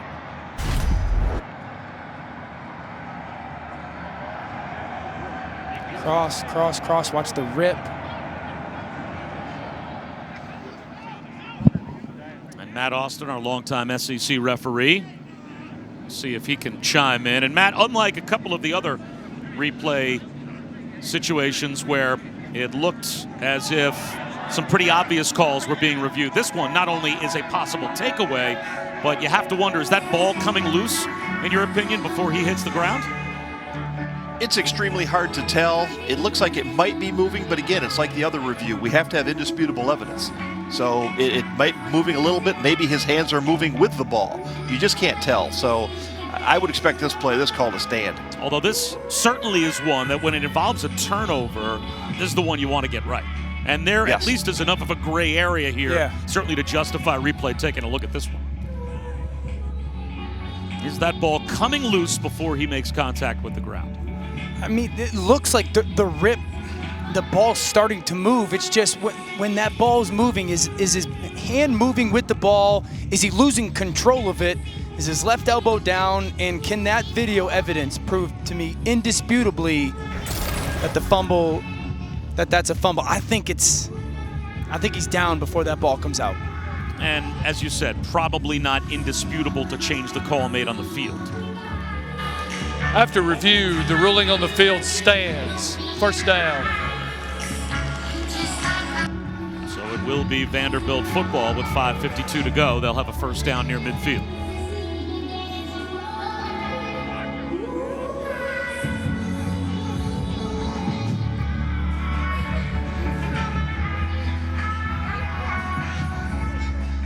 Well, for a team that coming into the season had one player on their roster that was returning from last year that had thrown a forward pass in a game, and that player was a wide receiver, looks like they've got a pretty good future at quarterback with Ken Seals. He's acquitted himself quite nicely today, throwing for over 300 yards. And let's check in with Kevin.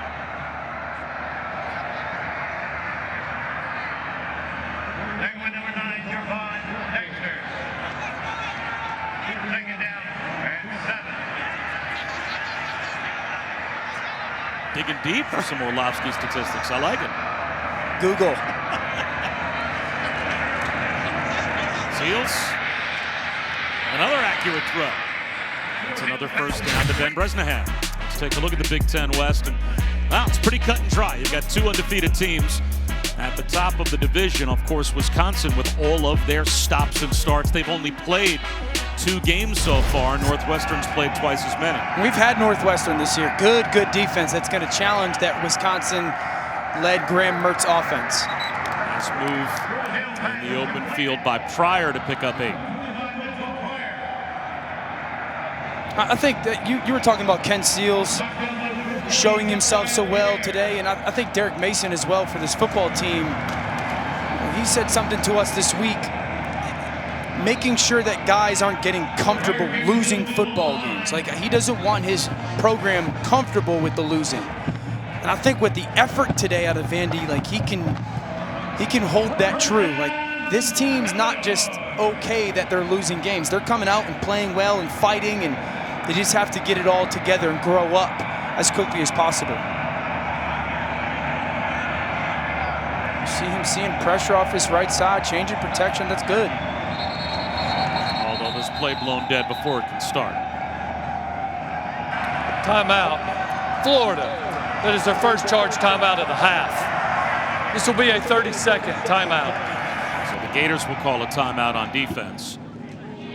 And again, back to where our Heisman watch was coming into the week, courtesy of ESPN.com. Kyle Trask taking over the top spot, but Mac Jones, Justin Fields certainly hot on his heels. And we have to wonder what Trevor Lawrence is going to be as a factor as we head towards Heisman decision time. With the cancellation today, it's going to be a month before Trevor Lawrence finally gets a chance to play a game again. Yeah, he's not going to play really a game in the month of November, essentially. And so, if you're like, these are up-to-date numbers right here. Justin Fields today threw 3 interceptions. So, Kyle Trask has got 31 touchdowns on the season, all SEC opponents. His next 3 games are going to be Kentucky, Tennessee, and LSU. So these numbers aren't going to diminish. He's going to continue to have 350-plus yard games. He's going to throw for at least 3 touchdowns the next 3 weeks. So you're looking at a guy that's going to have upward of, 45 touchdown passes, 4,000-plus yards. It's going to be very difficult for someone to supplant him. And to your point, Bob, it is going to come down to the Bama game. If they win, Florida beats Bama, and he plays well, he's going to win the Heisman. Here's an end zone lob. That's going to be intercepted. Seals underthrown ball. Kaiir Elam is there to pick it off at the goal line.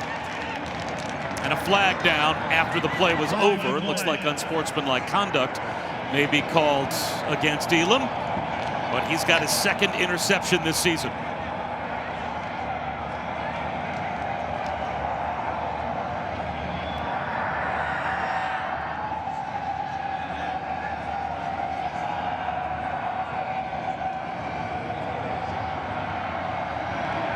Elam's uncle Matt was a fullback at Florida. His dad was the result of the play is an interception in the NFL.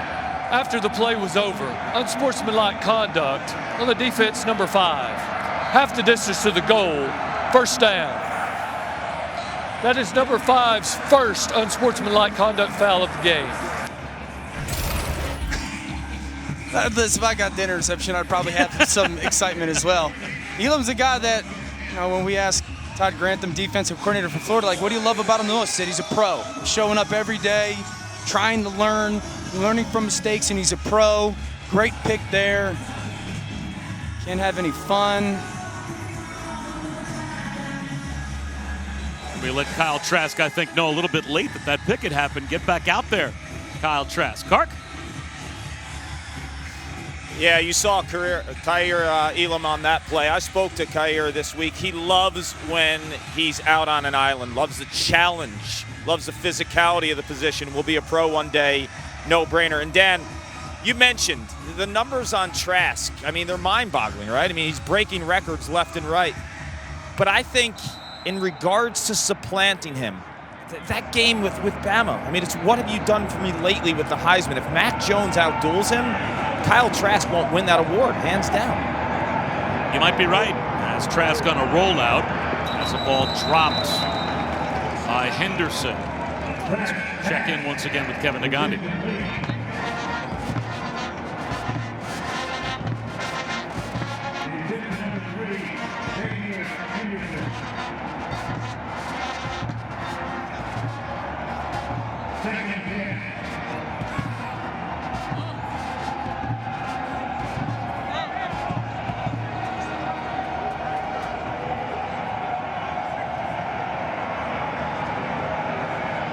This could be one of those huge, game-changing days in the Big Ten.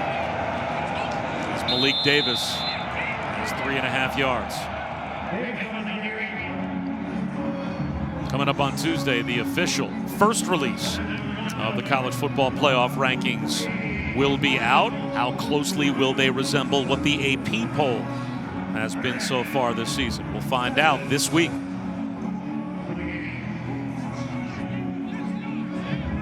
Boy, is there ever a more 2020 graphic than that? 3-0 right. Ohio State, 8-0 Notre Dame.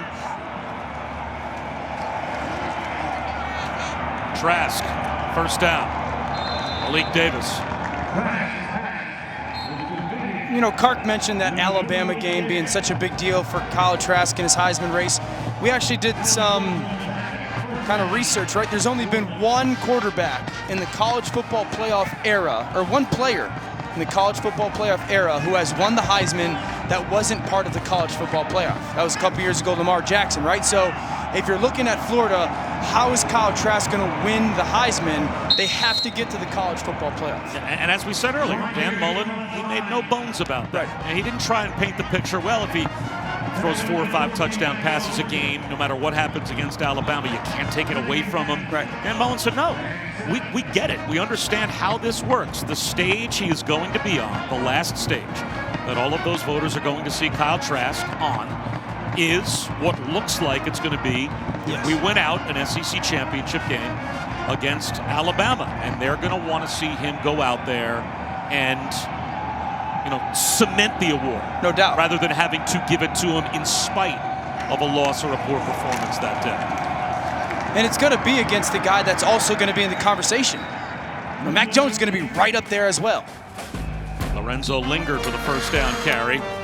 And as we continue to pile up the numbers for Kyle Trask and compare him at this point in the season to the 3 previous winners who all became the number 1 pick in the draft, his numbers compare very nicely. Well, so he's got more total yards than all 3 of them, and I think he's equal with Joe Burrow at 31 touchdowns accounted for. And so, I mean, there's, again, the next 3 games are Kentucky, Tennessee, and LSU. He is going to put up outstanding numbers in all 3 of those games. And so, like, you can almost write his name in as a finalist. Like, the finalist is there, especially on a national game today when Justin Fields has struggled to get in. Trevor Lawrence doesn't get to play today. Here's another interesting, kind of curve to the argument. The last 3 guys that have won the Heisman all became the number 1 pick in the draft. Right, that Kyle will not Trask happen. is not going to be the number 1 pick in the draft. He may not even be a first-round NFL draft choice. Is there anything to that goes into a Heisman voter's thought process that he just doesn't look like what those other guys looked like? I'd hope not, because you're either deserving of the trophy in college football or not, and Kyle Trask 100% right now is. Coming up on ABC and the ESPN app, Battle of Undefeateds, 3:30 Eastern, Wisconsin and Northwestern. It might decide the Big Ten West. And then at 7:30 Eastern, it's Bedlam, Oklahoma State, Oklahoma in Norman. Later on tonight, our primetime game on ABC. Well, the final numbers today, in terms of the resume for Kyle Trask. Another 383 yards and 3 touchdowns. And what turns out to be a win going away for Florida. Florida controlled this football game really for the great majority of the last 3 quarters. Credit Vandy, they came out and played a good football game early on, but Florida's got one of the best players in the country in Kyle Trask, and they're as dynamic as anybody. The Gators march on. 38-17 is your final. The Gators over Vanderbilt. Paul Carcaterra and Dan Orlovsky. I'm Bob Wischusen. This is just the first of a terrific triple header, as we told you, on ABC. Coming up next, Wisconsin Northwestern. Thanks for watching SEC football here on ABC. Now to Kevin Negandhi in the studio. ESPN thanks you for watching this presentation of the Southeastern Conference.